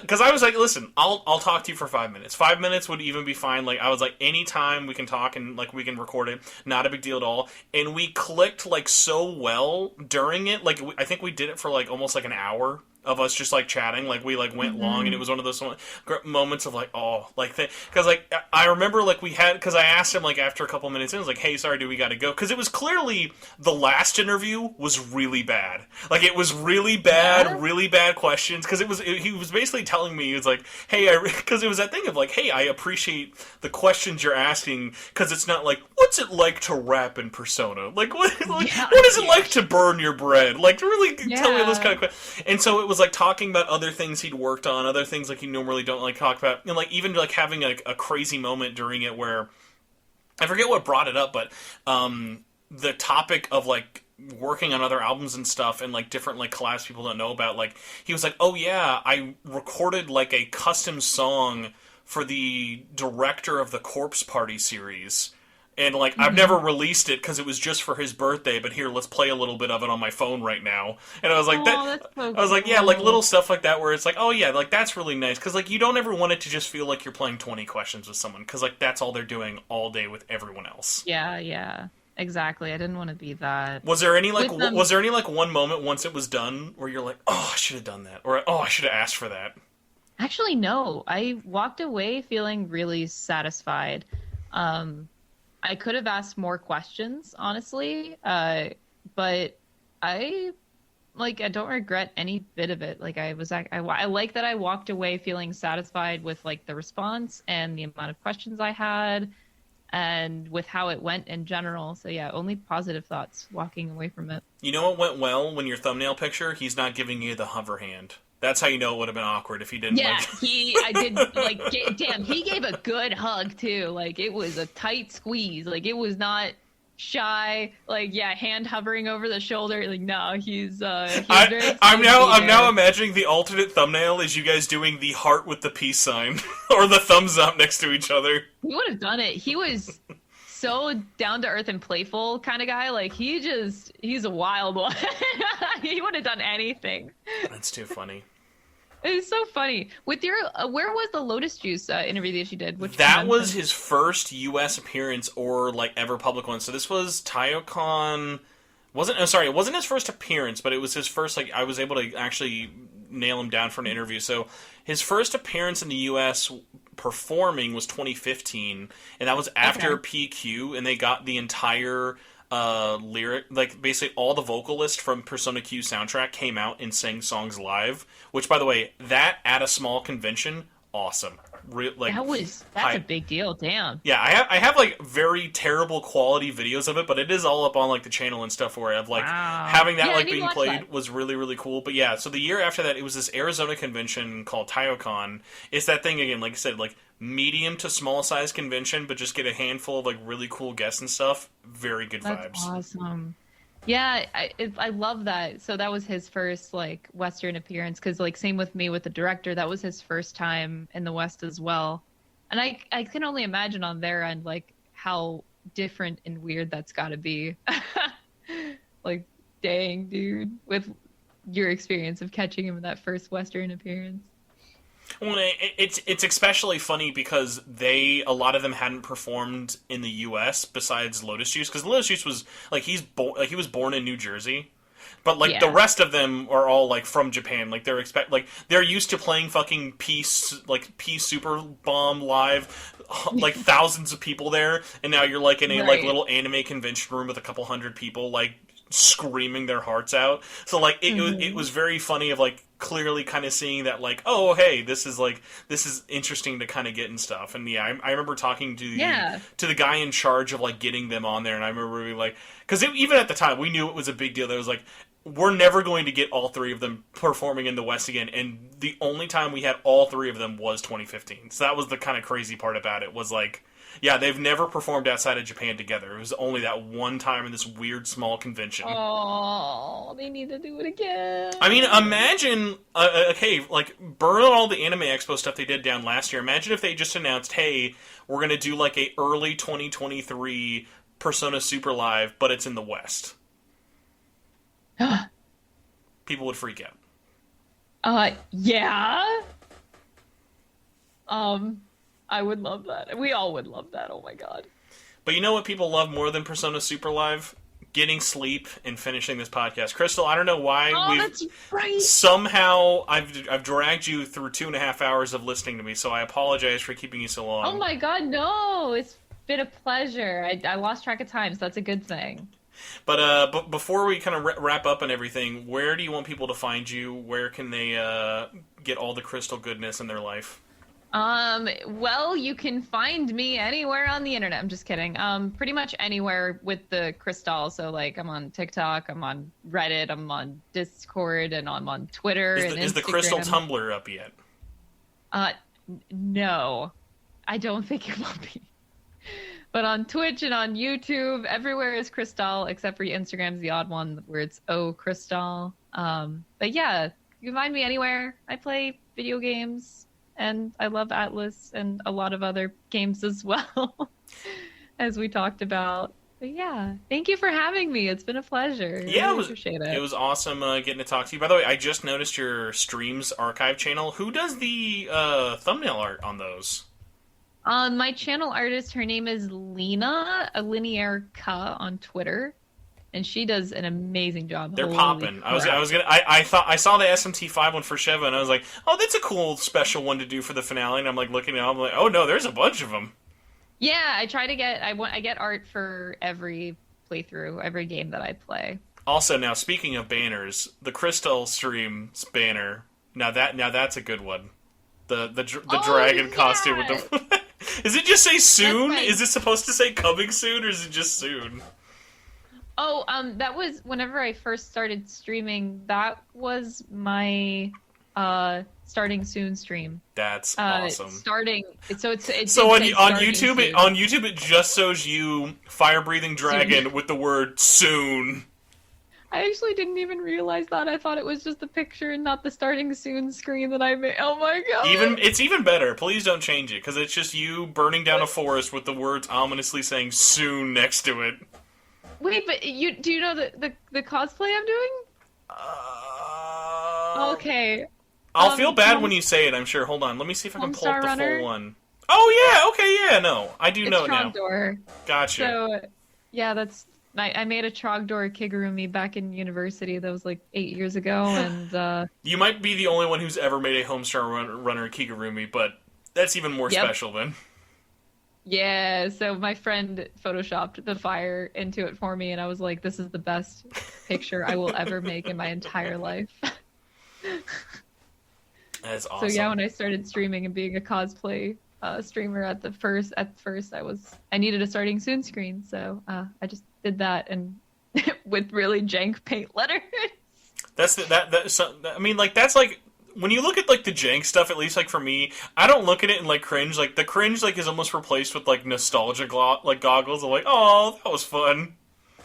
Yeah, yeah, Like it back, is like pretty literally like like 10 years ago, when I would be making thumbnails for the podcast, I would just make them in Microsoft Paint, like for no reason. Like oh heck yeah. like I have a degree in graphic design, but you know what? Microsoft Paint works pretty fast though. Oh heck yeah, I support it. I love the jank. Well, thank you so much, and also thank you to all the listeners for not only sticking through this long. All the links for finding us, like Facebook, Twitter, YouTube, all that stuff will be found below, but I always have to give a big shout out to all the patrons who are listening to this one early. So shout out to all of our patrons. If you donate, remember, go to patreon.com/SMTN. $1 a month gets you shows early, exclusive giveaways, extra big thanks because you're helping keep the lights on around here. But if you want me to say your name at Heck the end of yeah. every episode, the illustrious executive producer tier at the $5 and up tier. So thank you to all of our executive producers: Jagingus, Budweiser Tall Cans, Carlos Hernandez, Contraband, Cross Ren Ren, Dr. Luma, K Horse, Patrick Dissart, Philip Meyer, Solaire, and Cameron Sharp. Thank you so much for being executive producers and just being cool people in general. But Crystal, thank you for letting me talk your ear off for like what felt like 9 hours but was only almost 3 hours.